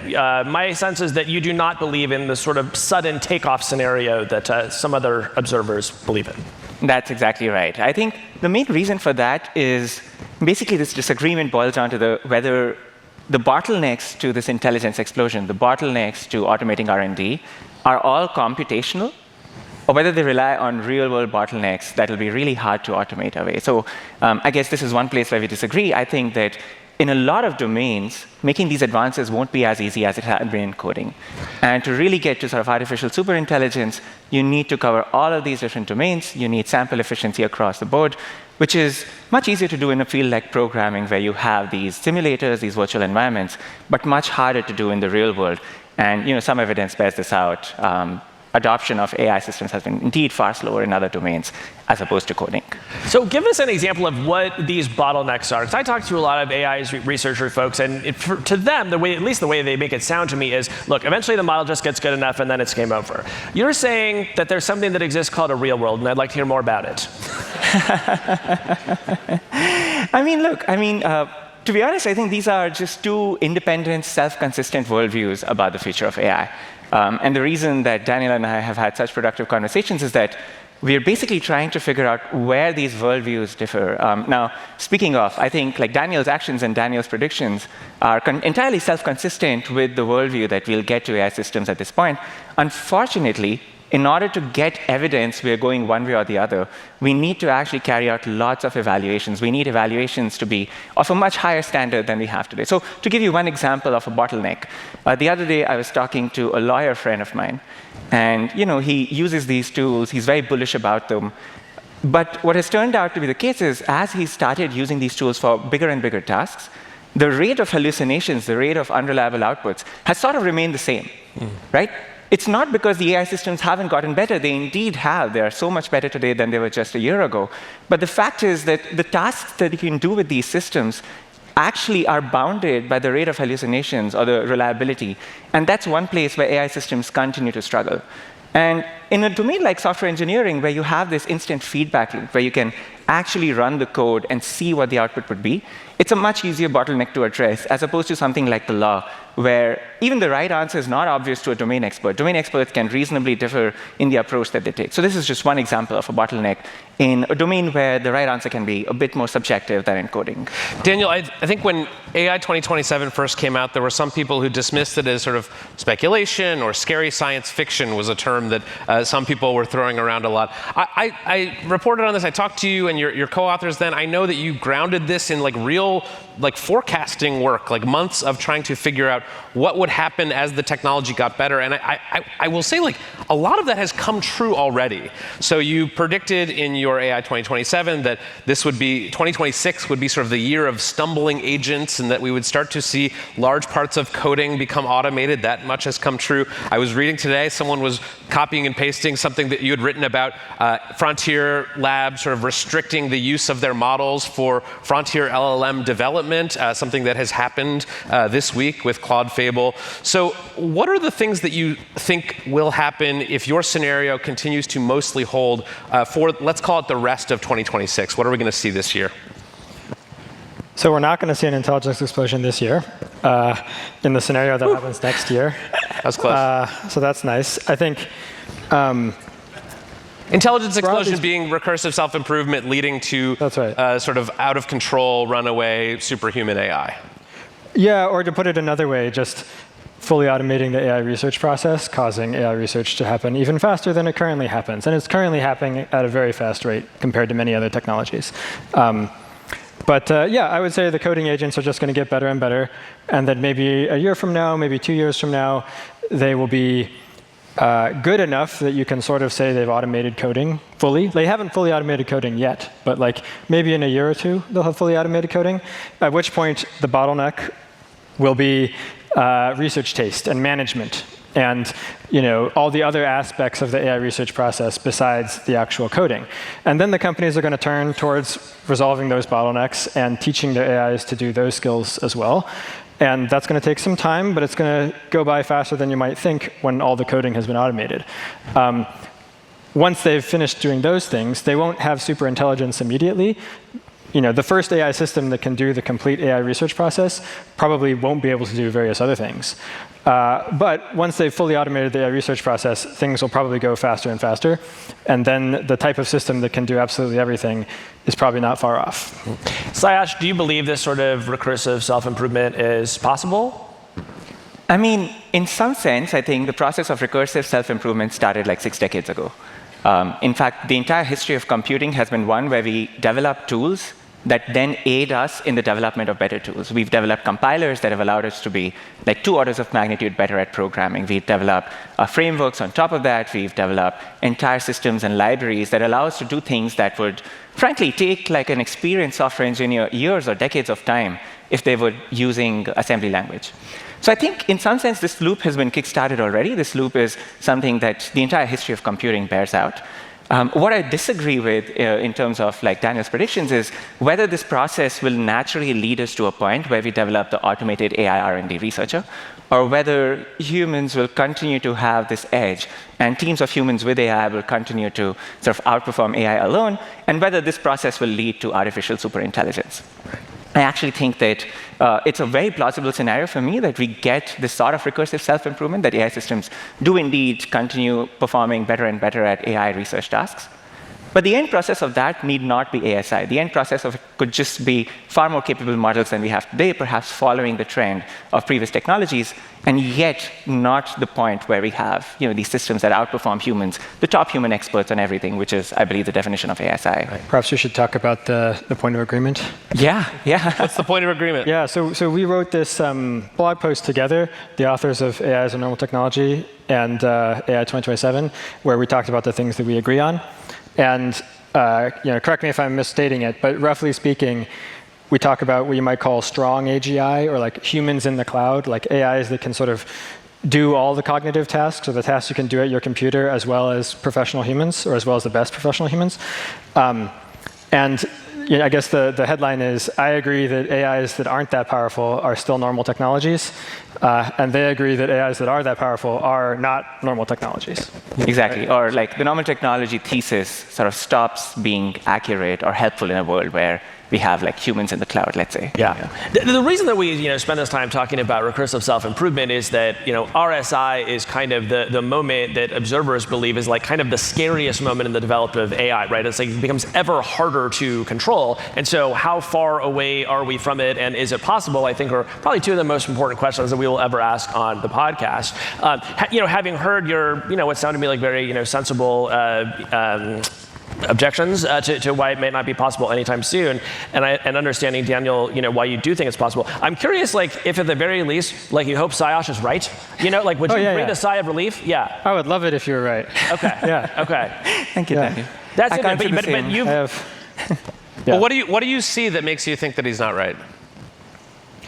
So I think that like I've tried to spend some time thinking about like what are the barriers, what are the bottlenecks that could block Anthropic from succeeding in their stated plans, and none of them really seem that strong to me, basically. Yeah, so we can go through them like bit by bit. Like data efficiency, you mentioned. It does seem like AIs currently are less data efficient than humans, but that also seems like something that companies could probably make rapid progress on if they tried. And also separately, it may not actually be that important for automating the AI research process. It might be that you can sort of like 99% automate the AI research process without getting that data efficiency to human level. And then even though that's not like quite there, even a 99% automation would speed things up quite a lot, which would then allow you to do, a decade or 2 decades worth of research in a year, perhaps. So those are, I think, my two arguments for why it seems like we're getting pretty close. Another argument, a sort of meta argument that I would make, is that I feel like there's been a long history of AI scientists and other commenters making claims about what AIs can't do, like various walls that deep learning is going to hit, and they just keep getting smashed through almost as soon as people are making the claims. And I just feel like that's probably what's going to happen with data efficiency, for example. Yeah, let's pause there, because that actually seems really important to me, because that's been my observation as well. And it's why I am more inclined to believe the labs when they make grand pronouncements, right? So Sayash, I'm curious, like, what is your relationship to that? Because you've also seen these models come along and blow away the benchmarks and see the evals get saturated, and we have to make new ones. In fact, you've been making your own evals because the old ones got saturated. Yeah, I mean, we've worked on several evals that, for example, Anthropic has used and were saturated with the release of Opus 4.5. We were the first ones to say that, look, this is like solved now. And I think this progress will continue. I think as long as we can specify things well enough, we'll continue to build AI systems that can solve those tasks. Where I differ, perhaps, is whether the natural endpoint of this process is something like, we solve data efficiency. I'm skeptical about that for a couple of reasons. First, sample efficiency or data efficiency is not the only bottleneck to getting what we call humans in the cloud earlier. And the past sort of, if you look at past progress in AI, we've continued to develop these more general systems. But at any given level of generality, we've been really bad at predicting what the bottlenecks to the next level are. We've been really bad at knowing when we solve those bottlenecks and what underlying transformative breakthroughs are needed to solve them. And as evidence of that, perhaps we can take the transformer movement. And before that, we can take all of the skepticism about neural networks that pervaded the research community in AI. And it took a matter of like a few years until the community pivoted, and now everyone is all in on transformers. But perhaps that's not the right architectural choice either. Perhaps we're sort of yet to discover these new architectures that would allow us to make these data efficient AI systems. And perhaps those will still not be enough to get us to the point where we have the sample efficiency of humans in the cloud. So that's sort of the broad stroke of things. I think the AI community in general has been really accurate about near-term predictions, about things that are within the event horizon, so to say, and has been really bad at predicting transformative shifts that sort of change the entire research paradigm. And maybe, like, credit where credit is due, I think Daniel was one of the few people who got some things right in his report from 2021, was it, about what 2025 looks like. But in general, I would say the community has a very poor track record of this. Well, say more, but like, what's a prediction that they made that just wasn't true at all? Come again? Like what is a prediction that the AI industry made that just was not true at all? I guess like the entire skepticism about neural networks. So from the 1990s to the 2010s, the entire AI community has dismissed neural networks as a joke. Basically, you could count the number of researchers who took you seriously if you worked on neural networks on like 2 hands. And it was only through the persistence of a few people like Fei-Fei Li, who released this big data set that led to the deep learning revolution, and Joshua and Jan and Jeffrey Hinton, who later went on to win the Turing Award for their work on deep learning, that this sort of subfield persisted and eventually was able to disprove claims of skeptics. And in the same way, I think the AI community might be herding too much around, let's say, transformer-based models right now, and perhaps at the expense of other transformative improvements that are breakthrough improvements that are sort of being sidelined because of this community's single-minded focus on it. I think an experience that you both have in common, and that Casey and I also share, is writing things that we think are very measured and careful and precise, and then just having people interpret them in the wildest possible ways. You both published your sort of breakout essays, scenarios last summer, and it was immediately, both of them were sort of seized on by these polarized camps. David Sachs, the former White House advisor, was posting things about AI being a normal technology and sort of agreeing with you and taking issue with you for changing your forecast. And oh my God, the doomers are backed into a corner now. Gary Marcus and J.D. Vance and Bernie Sanders and all kinds of people have used your arguments in support of kind of whatever they already believed. How has that been to watch your work ripple out in maybe these ways that aren't what you expected?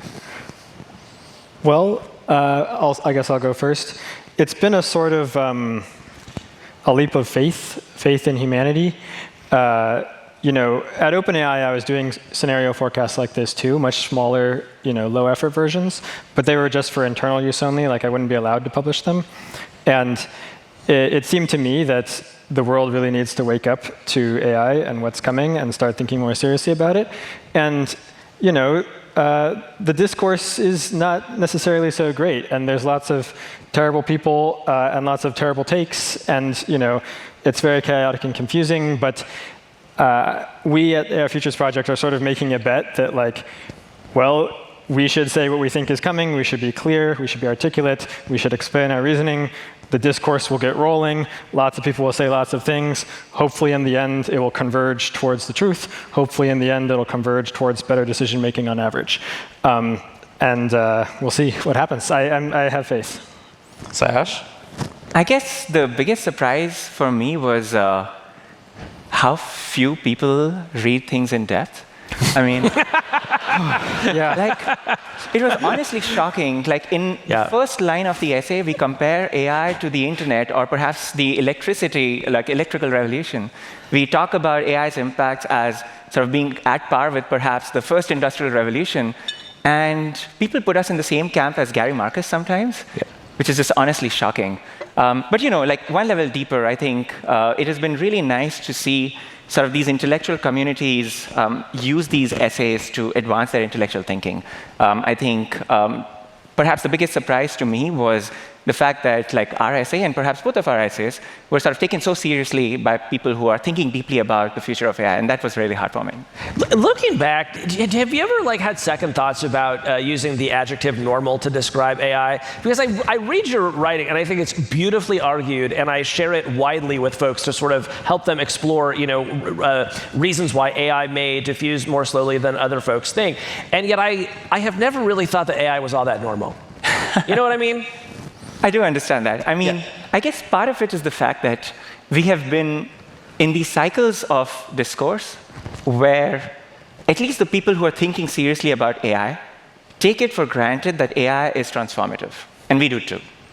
Now, within that discourse as well, there's this huge spectrum of opinions, right? Even just between the two of us, I think AI will be as impactful as the internet. Daniel perhaps thinks this is the most important invention in the history of humanity. And how do you put yourselves on that spectrum? So this was the debate that we felt was really worth having. We're not interested in the takes of people who think there's nothing to see here. We actively sort of distance ourselves from that, let's say in the first paragraph of the essay in a lot of our writing. And I think this is the debate that's worth having. So within the context of this debate, I don't know, I feel like it's a fair description of where we lie on the spectrum. And I don't know if you agree, Daniel, but I think it's also been helpful between us to clarify where we stand on this technology. And to just say that today's AI is normal technology, I think is a really powerful statement. And of course, this doesn't discount the importance of the technology. It does not discount the importance of taking its societal impact seriously. But it does sort of put things into perspective compared to the view that Daniel perhaps has about the future of AI. AI 2027, because it warns us that these sort of very disruptive changes are coming very soon, has a sort of like natural set of policy responses that we might want to see in response to that. What is the right policy response to AI is a normal technology and it's going to take longer than Daniel says? I mean, one thing that I don't know if you'll find surprising, but maybe many people here will find surprising, is that Daniel and I share a lot of common ground when it comes to policy responses. I think both of us value transparency immensely. Both of us value the ability of external third parties to be able to see what's going on inside companies. In fact, I mean, we were just talking backstage about Anthropic's release of Fable 5 and the fact that the model purposefully is degraded for tasks involving AI R&D. And I think I speak for both of us when I say that this is a very dangerous precedent. We shouldn't be fine-tuning our models in such a way that they lie to the customers. Companies shouldn't be sort of allowed to do this. They should act in good faith. And so that's the sort of thing where we have a lot of policy agreement. I do think there are areas where we diverge. For example, there might be sort of in these more aggressive scenarios, you might want a conditional slowdown. You might want companies to pause. Whereas when you consider AI as normal technology, the benefits of diffusion of AI and the development of more capable AI systems perhaps outweigh the risks a little bit more. But at least in the near term, and it was funny when I spoke to Thomas, who's one of the co-authors of AI 2027, we spent hours trying to figure out where it is on the timelines that we actually disagree. And it was funny because we couldn't find any near-term disagreements. I mean, we wrote this blog post together where we say that, I agree completely with the events of AI 2027, or like at least find them plausible until the end of 2026, which is a long time. We wrote this last year. And so in some sense, I think there is much more common ground in terms of policy than you might think. You guys are being much too agreeable.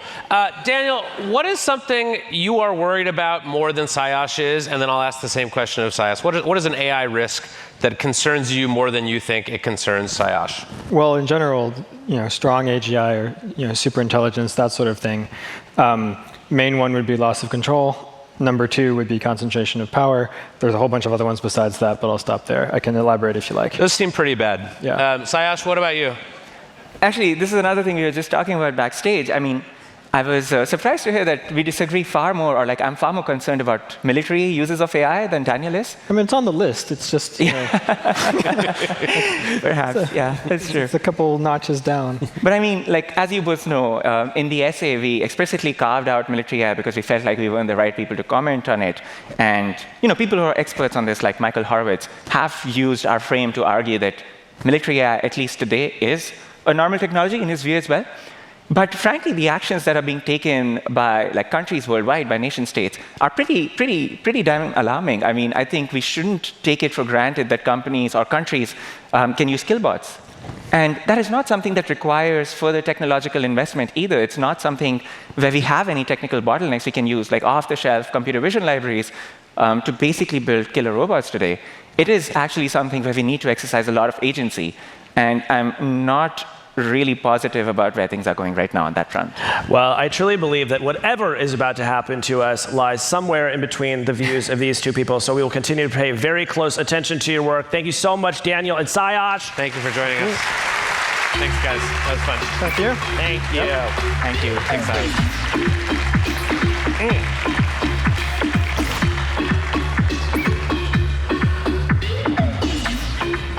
Well, Kevin, where are you sort of on that spectrum? So I find myself oscillating based on the last person I talked to, so I'm really confused right now because I have no most recent person in my ear. But I think in general, I mean, I have just seen over and over again that so many people's thoughts about the future of AI are just motivated by what they want to happen or a feeling that they want to avoid. I find sitting with Sayash's vision of AI as a normal technology very comforting because I don't have to change anything about my life. I find sitting with the AI 2027 vision much harder, which doesn't mean that it's wrong. It's just uncomfortable to think that we are headed toward a situation where 2 years from now we may have recursively self-improving superintelligence. What about you? you? I mean, I feel very much the same as you, actually. But, you know, as always on our show, we try to keep our eyes focused on what we think is most likely to happen, however it makes us feel. Yep. One thing we know for sure is that no matter what happens with the future of AI, it will be extremely fun to talk about robots. Yes. So we have already shown you, I think, more than 10 robots tonight, including members of our robot choir. But we have one more very special robot guest tonight. We are about to bring on George Ekas. He is the director of engineering at Toborlife AI, a robotics company in Silicon Valley that is one of the leading distributors of humanoid robots, specifically these Unitree robots from China. And we are going to be joined by George and Toby the robot. George and Toby, come on out.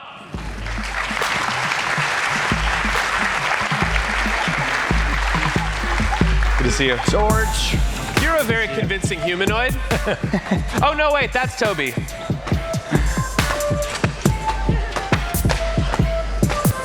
That's great.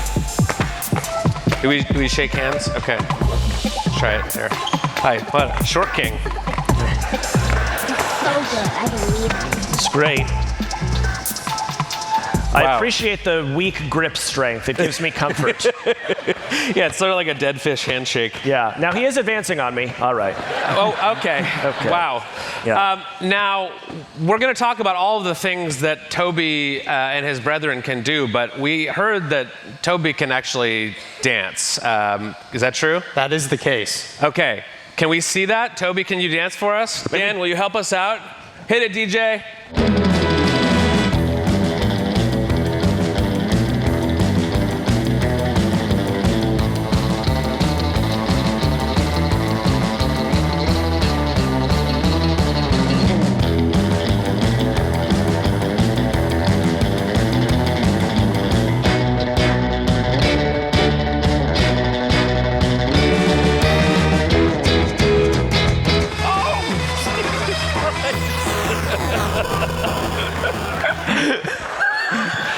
Listen, we've all been there. Sometimes you just dance till you drop. This robot left it all on the dance floor, ladies and gentlemen. Could have been an operator there.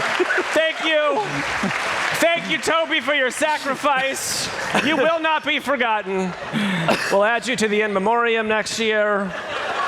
Now, is Toby capable of standing up? Is he okay? Yeah, probably just a misclick on the controller end. Oh, he's oh, not okay. autonomous right We're now. so back. He's We're so absolutely back. fine. They're quite durable. Yeah. Oh, my God. That was not in the script. Yeah. No.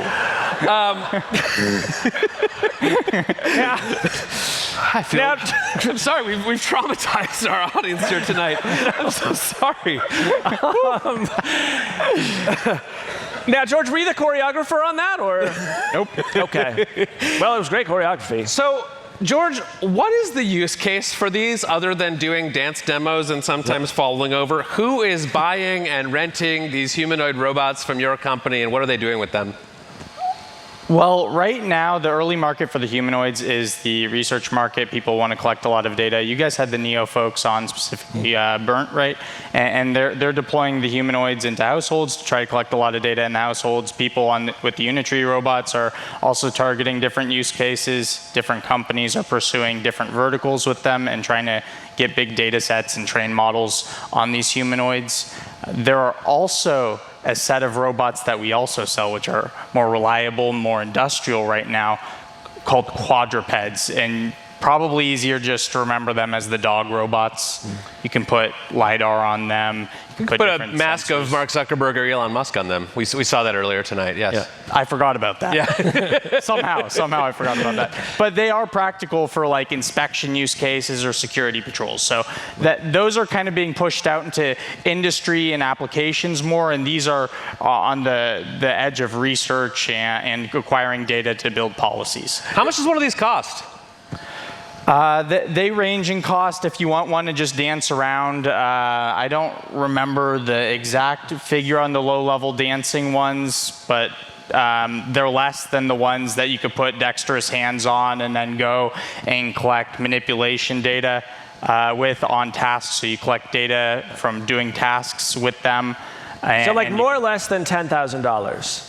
More. Okay. That's a great question. The ones I was getting to are like in the 50 to 70 range. The ones with the hands. So like a mid-range sports car. Yes. Yeah. All right. I have to say, it did not inspire a lot of confidence in me to learn that the primary use case for these robots is data collection. I mean, I think the vision is that these things, as we saw when we talked with Bernd from 1X about their robot, as we're hearing about these Unitree robots, the dream is that these things will just be in your house and will be doing chores for you, folding laundry, doing the dishes, cleaning the house. What is the timeline for that? Do you think that is realistic? Should people be pre-ordering now in hopes of automating their chores forever? Where are we on the chore spectrum? I think Bernd's very optimistic. I'd put it a few more years out than he would on terms of being in your house, but in terms of maybe operating in an industrial setting where they can maybe load up a fabricator or something with a material or a part, I think that's in the next couple of years. And there's actually early implementations of that by like Figure and Unitree in their factory, Figure in the BMW factory. So people are doing that with these. But the widespread adoption, I believe, in the next couple of years will happen in those settings. Let me ask one question about the data collection. Some security researchers have claimed that Unitree robots might have a backdoor that could allow remote users to control or monitor what they're seeing.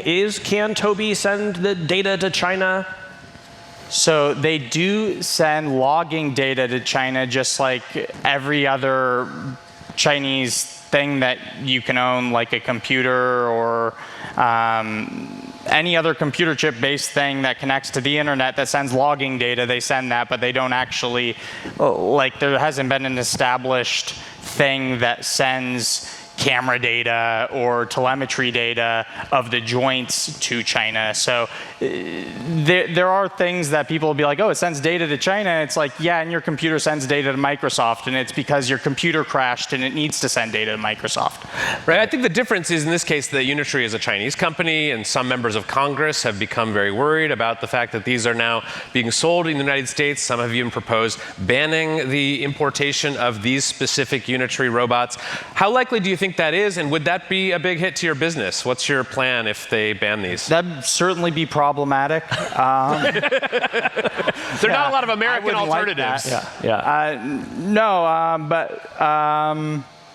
Yeah, if they're going to ban all Chinese humanoid robots, like I wouldn't be too stoked on that. So I don't have much more to say.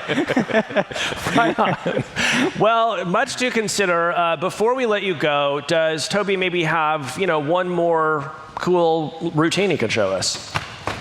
Yes, he does. Take it easy. All right, DJ Dan, will you help us out again?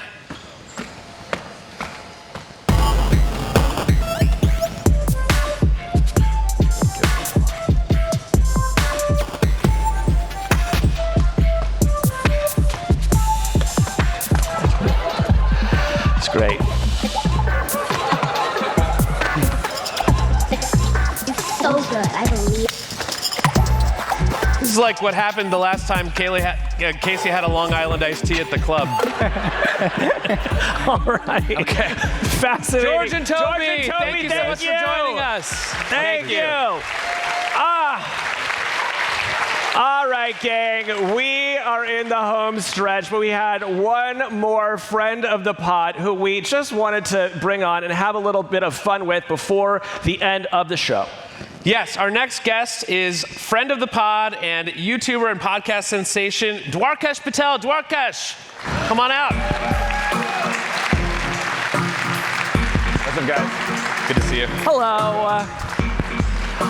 All right. So, how am I supposed to follow a robot dancing? You could fall over. Yeah. You could just face plant. That would be great. Yeah. Dwarkesh, it's been a hell of a year for you. You are firing on all cylinders, doing interviews with Jensen Huang and other tech luminaries. You've got a new Blackboard series that teaches people extremely dense and esoteric concepts in AI. You also got profiled in the New York Times in April, and they made a big deal of you and your media empire that you are building here. I don't really have a question about that. I'm just kind of like in awe of what you have managed to build. And I'm curious, like what you hear when you hear the conversation about AI 2027 versus AI and normal technology. Where are you on the spectrum of like everything is changing, the scaling laws are holding, to maybe things are slowing down and we don't quite have the breakthrough ideas yet to get to AGI? I think fundamentally the scary thing is we realize just how far we are from human intelligence, yet these models are so powerful. And so that raises the obvious question is when they not only have the current advantages that they do, that they can think thousands of times faster, they have greater ability to absorb knowledge across a wide variety of domains. If anybody's used these models at like coding work or any sort of like computer use work, you must have experienced this.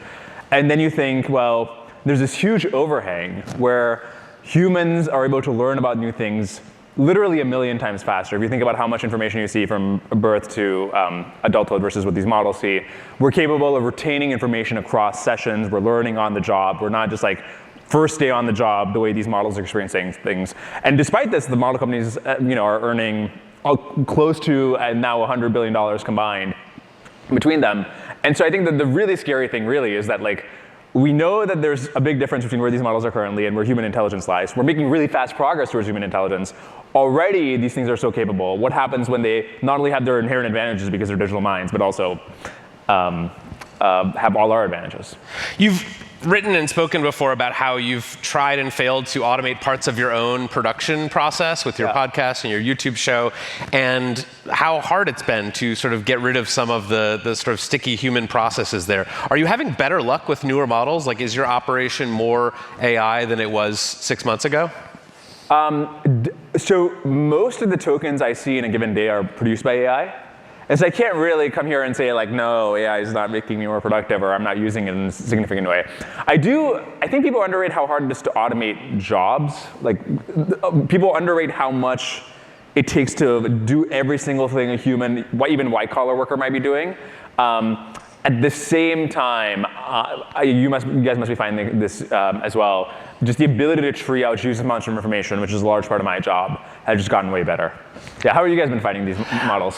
I mean, sort of the same. I do feel like with each of the big leaps in model capability, it becomes better at tasks that are quite useful in, for example, like the preparing for a podcast, right? If we're sitting down with a guest that I'm not that familiar with, saying, hey, go out and prepare a briefing document for me about this person and give me some interesting directions to maybe take the conversation based on things they've said in public in the last 3 months. I mean, that's absolutely a job that I could have hired for, and now I can get in about like 4 minutes on my computer. So that's really useful. Does it make me more productive? Yes, but do I like work less or use the computer less? No. I'm finding something similar. I want to use these models to automate a lot of my life, and I've been very successful at doing some pieces of it, but there are just things that, now the primary feeling I had, like I got access to Claude Fable yesterday, and the primary feeling I had was like, I am too dumb to use this thing. Like, I actually don't know what I would prompt it to do that a previous model would not have been able to do. But I'm not building RL environments. I'm not overseeing training runs. So like, what is the use for you as a media figure and podcaster? Like, what is the thing that you wish the models could do that they can't currently? I think because we're so, first of all, every time I say something embarrassing about the models, I put it in the context that we're living in like an absurd timeline, and I am reacting to my close friends who are just like, well, you just had some of them on, and we're talking about like the singularity in 2 years. But I feel like we're so used to what these models are capable of currently that we ask these questions like, well, what is it that they can do? Aren't they clearly already AGI? It's like, no, we all have jobs. That wouldn't happen in a world with AGI, right? Like, just get them to do something okay, so for example, I'm negotiating with a sponsor for next season or something, and like they ask for, you do like the back and forth there with the relevant context about how we think about our business and stuff. It's like probably a 1 hour horizon task from me or my general manager. The models couldn't do it at all. Or like, let's say book a show in another city, like book an event like this, right? There's a lot of people who are involved in this.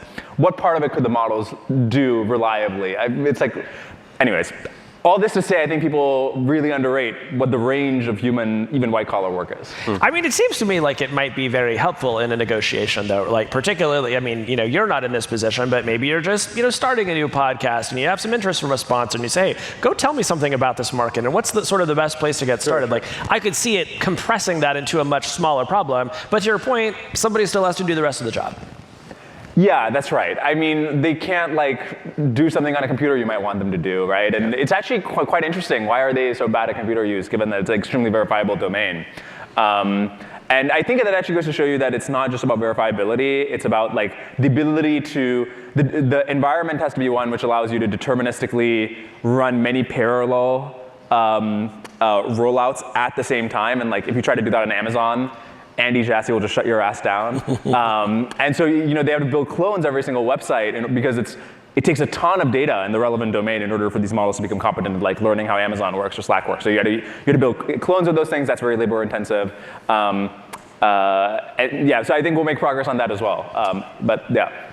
One of the issues that you really brought to the forefront of the industry's conversation, I would say, over the past year has been the failure of these models when it comes to continuous learning, right? So it's often observed that a good LLM might be better on day one than an intern, but the intern is almost always better after 2 weeks because they've been able to learn. Are you still as convinced that this is going to be a major hiccup to getting us all the way to AGI, or have recent developments, maybe any new models, changed the way you think about that? So there's a big crux in how people think about how these models will evolve. And one side of the discussion says you need some way in which between sessions for a given user, the weights themselves are updating. Because if you think about the way humans learn, there's not you're way better at your job than you were the first day you were on your job. People often say an employee is not net productive until 6 months on the job. What is happening at that time? It's not like you're building up this intensely accurate episodic recall of every single thing that has happened to you over the 6 months, which is what in-context learning is like, that just grows linearly in size as you spend more time on the job. It's there's some distillation back in a higher level abstraction that's happening over time. And so does there need to be an updating that happens back in the weights is the real question. Some people say, well, no, you'll get to a point where these models are spending 6 months on the job, and that 6 months is happening in context, and we're going to train them in such a big variety of RL environments that they'll learn how to adapt to any given situation you put them in. My question with something like this is, I think that might be enough to get these labs to $1 trillion in revenue or something, truly ludicrous outcomes. I'm concerned about, or also interested in, do we get to superintelligence or something like that? And one question you can ask is, how would you build something that is as good as Henry Kissinger at politics? There's no relevant training environment for that you can run in a data center. And so you do need something that can learn that on the fly. And maybe just by doing enough RLVR, you build something that can just pick up whatever Kissinger picked up through his life through interacting with the world. Maybe not. The headline coming out of this talk is going to be Dwarkesh says Henry Kissinger is good at politics. So I'm just preparing you for that. LBJ, whatever, the example doesn't matter. You know what I'm saying. Interesting. You have a very old soul. All your references are to mid-20th century. You live in San Francisco with Sholto Douglas, a researcher at Anthropic, and Dylan Patel of SemiAnalysis, a very influential semiconductor newsletter. You guys Have you seen The Rent, man? I gotta split it. Well, that's my question. SemiAnalysis is reportedly making something like $100 million a year in revenue. Anthropic is obviously very valuable. At what point are you guys rich enough to not need roommates? The problem is everybody else in SF is also getting so rich.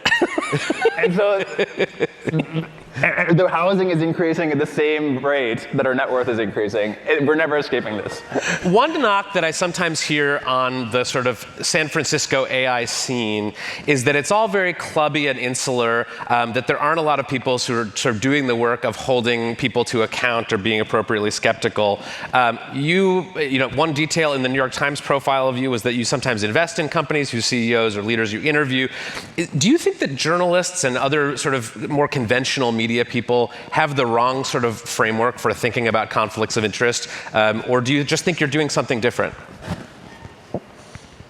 I totally see the rationale for journalistic policies that say you're not allowed to have any sort of financial entanglement with the company that you're covering or whatever. I think at the end of the day, I hope the product speaks for itself, and that if you watch an interview I do with a CEO or an executive, you hopefully feel like I asked the relevant questions. That at least I'm not. Look, I also don't try to steelman some objection that I don't have. But when I do think that they're not making sense, I try to say so, and I hope that in and of itself speaks for. Who's your white whale? Who's the guest that you wish you could book that is not Robert agreed to come Caro. on? Can you make this happen? Robert Caro? Okay, Robert, if you're out there, go on Dwarkesh. I will say, first. Yeah, I will say that Robert Caro was also famously Conan O'Brien's white whale, and Conan O'Brien never got him on the show. No, he got him on. Did he? Yeah, on Conan O'Brien Needs a Friend. All right. He just fact-checked my ass. Yeah. Well, Dwarkesh, the podcast and the show is amazing. I learned so much from it. I listen to every episode, and I understand about 80% of it now, which is up from 25, about 20%. So I'm learning along with your audience, and we thank you for all the work you do. It's a great show. Thank you, Dwarkesh. Great seeing you guys. Thank you. Great to see you. Thank you. Yeah. All right. Okay, well, friends, we are almost there at the finish line, but before we go, we wanted to take some questions. If any of you have questions for us, we will spend a few minutes answering them. We have mic runners upstairs and downstairs, so raise your hand. Someone will approach you with a mic. Anything, we're an open book. You can ask us about it all.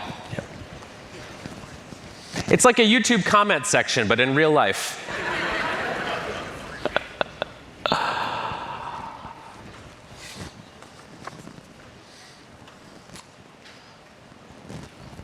Right here. It's on? Can you hear me? Okay. Hi, my name is Dallin. I'm with my brother from Utah. What happened to the Fediverse? Great question. The Forkiverse, I should say. What's the Forkiverse was, of course, our effort to build a social network in a federated way, sort of show people what it would be like to be part of a social network that wasn't owned by a giant corporation. And I think it just ran into the challenge that any social product does, which is that if you're not constantly bringing in new users, its like default state is to just kind of shrink. And so, we've been in discussions recently about like what is the future of it. I think it was a fun experiment, but we didn't really have that strong of an idea of what was going to happen after we started it, and so we're now sort of living with the consequences of that. Great, thanks. Yeah. Balcony. Do we have anyone in the balcony? Oh, yes. Yes. Hello. Hi, Kevin and Casey. I was wondering why we're not hearing more from executives like Satya and other tech leaders who are restructuring their companies around the premise of AI. They just don't seem to want to engage with that premise when you ask them. What do you think that's about? I mean, I think there's a lot of conflicting incentives here, right? There are some companies that really want you to know how much they are using AI and how much more productive they are getting and how many workers they are laying off. And sometimes that's real, and sometimes it might just be covering for some overhiring they did a couple years ago. I think that's going to flip at some point where companies will not want to advertise the fact that they are restructuring around AI. Right now, there is still sort of this weird market premium for that. And so I think that will continue for as long as the market premium lasts, and then it'll be like we're just going to sort of sweep it under the rug and hide it, and if we're going to lay people off to replace them with AI, we're going to call it something else because we don't want to deal with the backlash. But I think that really hasn't happened yet, which has been a surprise to me. What about you? No, I agree with that. And in the interest of answering as many questions as possible, I think we should move on to the next one. Well, right here, and right back there. We got to follow the mics so that we can hear you, and so the audience can hear you. Hi, my name is Ina. I work at Quizlet. If you've gone to school in the last 20 years, you've heard of Quizlet. If you haven't, what? Anyways, education is being obviously like radically changed, but like what people need to learn and kind of the fact that you need to learn doesn't really change. So I'm curious if Quizlet were to just like start everything from the ground up tomorrow, what do you think we should build? I mean, that is really challenging. I mean, Kevin and I get a chance to go speak in schools from time to time, and I think what we find is people who are like doing their absolute best to introduce like fairly incremental change and kind of see what happens. There's just tremendous uncertainty right now. School is typically trying to educate you for like a fixed target. Like when I went to journalism school, it was like, well, if I get these skills, then I can have this kind of job. I think like we're not able to ask any guests on this stage about anything longer than a 2-year timeline, because just none of them have credibly anything to say about that. So, how do you like educate a 5-year-old so they'll be prepared for the world when they're 18? Like, good luck. What an inspiring message. Thank you. All right, let's take a couple more. Yes, we'll follow the mics. So wherever the mics are, we will respond. Yes, up there in the balcony. Hey. Can you hear me? Okay, yeah. Great. And please introduce yourselves. Oh, hi, I'm Liz. Hi, Liz. Hey. Okay, so two real legitimate questions. Number one, what are we wearing now that Allbirds is under? Okay, and two, so I work as a regulator. I work for the state of California. I do privacy regulation, and so my question is on, so if you were to take a stab at what would be in the AI in the new world for privacy, like how are you going to protect your digital selves, either your sons or your friends? Like what are we going to do when it's all owned in one walled universe?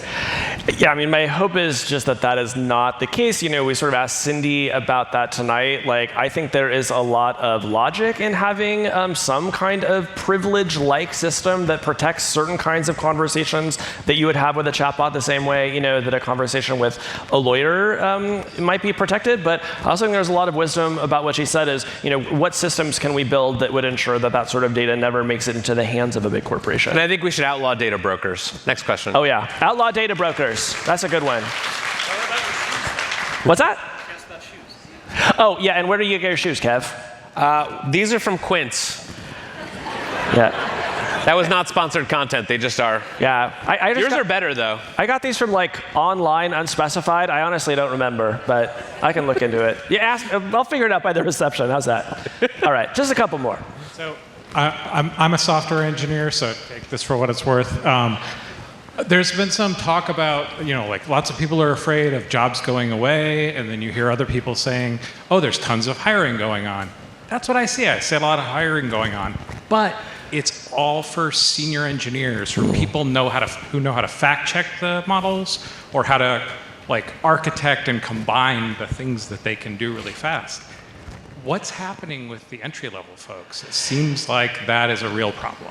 Yeah, so I've talked to a couple of labor economists about this within the past couple of weeks, and they have sort of said, like, believe it or not, things were actually just like much worse during the great financial crisis, and that like the circumstances that we're seeing today like don't approach that at all. Now, maybe they will eventually, but one labor economist I talked to, Catherine Ann Edwards, was telling me like, some people sometimes forget that like your first job just sucks and has nothing to do with what the thing you actually want to do. And so she's sort of like encouraging younger folks to manage their expectations, which is also not a very inspiring message. I think we could do one more question. Yeah. So let's have the last question. Yes. Hey there. My name is Kevin. Oh. Great name. Good. Yes, my name is Kevin. And what is your optimistic view over here in the middle, if you're looking out? What is your optimistic view on AI for about 3 years out, 2 to 3 years out? Just curious to get y'all's take. Yeah. My optimism is around the acceleration of science and medicine. This is really a place I care a lot about. I don't know if any of you saw the cheering at the conference the other week where they announced that they had created a new breakthrough therapy for pancreatic cancer. I want there to be like many, many more of those very soon. And I want thank you. So that is my case for optimism, is that we sort of muddle through the transition from the old jobs to the new jobs. We deal with the safety risks that are really extreme, and then we just accelerate the hell out of the things that make people's lives healthier and longer and allow us to flourish. Yeah, I mean, that's my number one, but two more I would throw in there is like AI is amazing for learning, and AI is amazing for building, and it's fun to learn, and it is fun to build. Like if I were in school right now, I froth at the mouth thinking of what it would have been like to take like my AP exams in a world where I could have, you know, ChatGPT generate infinite quizzes for me to do. And, you know, like Kevin and I have talked a lot on the show about vibe coding in the past year. I've been like making new projects this week and annoying my fiance and making him come see them, even though they're just pure slop. But it is fun to make things, and AI lets us do that. It is fun to annoy your partner with random AI stuff that you build. All right, we're going to stop it there so that we can get to the reception. Yes, but we have a few thank yous. We want to thank the New York Times live event team, Hillary Kuhn, Beth Weinstein, Caitlin Roper, Chantal Renier, Melissa Tripoli, Natalie Green, Kirsten Birmingham, Marissa Farina, Jennifer Feeney, Morgan Singer, Dana Pruskowski, Haley Duffy, Yenwei Liu, Matt Kaiser, Sarah Cheever, Johnny Marola, Victoria Kim, and SV Productions. Yes, please. The Times event team is amazing. Thank you, guys. Thanks also to our photographers, Mike Kai Chen and Min Connors. And thanks to everybody at the Yerba Buena Center for the Arts and the Blue Shield of California Theater. And Kevin, we have some credits. We do. Our production team, most of them are here tonight. So sitting here with us are Whitney Combs and Rachel Jones, our producers, our editor, Vieran Pavic, our fact checker, Caitlin Love. Thank you also to our DJ, Dan Powell, tonight, with assistance from Alicia Baitu. You heard original music by the two of them, and Mary Lozano, Diane Wong, Rowan Nemisto, Corey Schreppel, and Alyssa Moxley. Video production by Sawyer Roque, Jake Nickel, and Chris Schott. And a special thanks to Paula Schumann, Puiwing Tam, Brooke Minters, and Dolly Haddad. Yeah. We'll see you all at the reception. Thank you so much for coming. Thank you. We love you. We love you.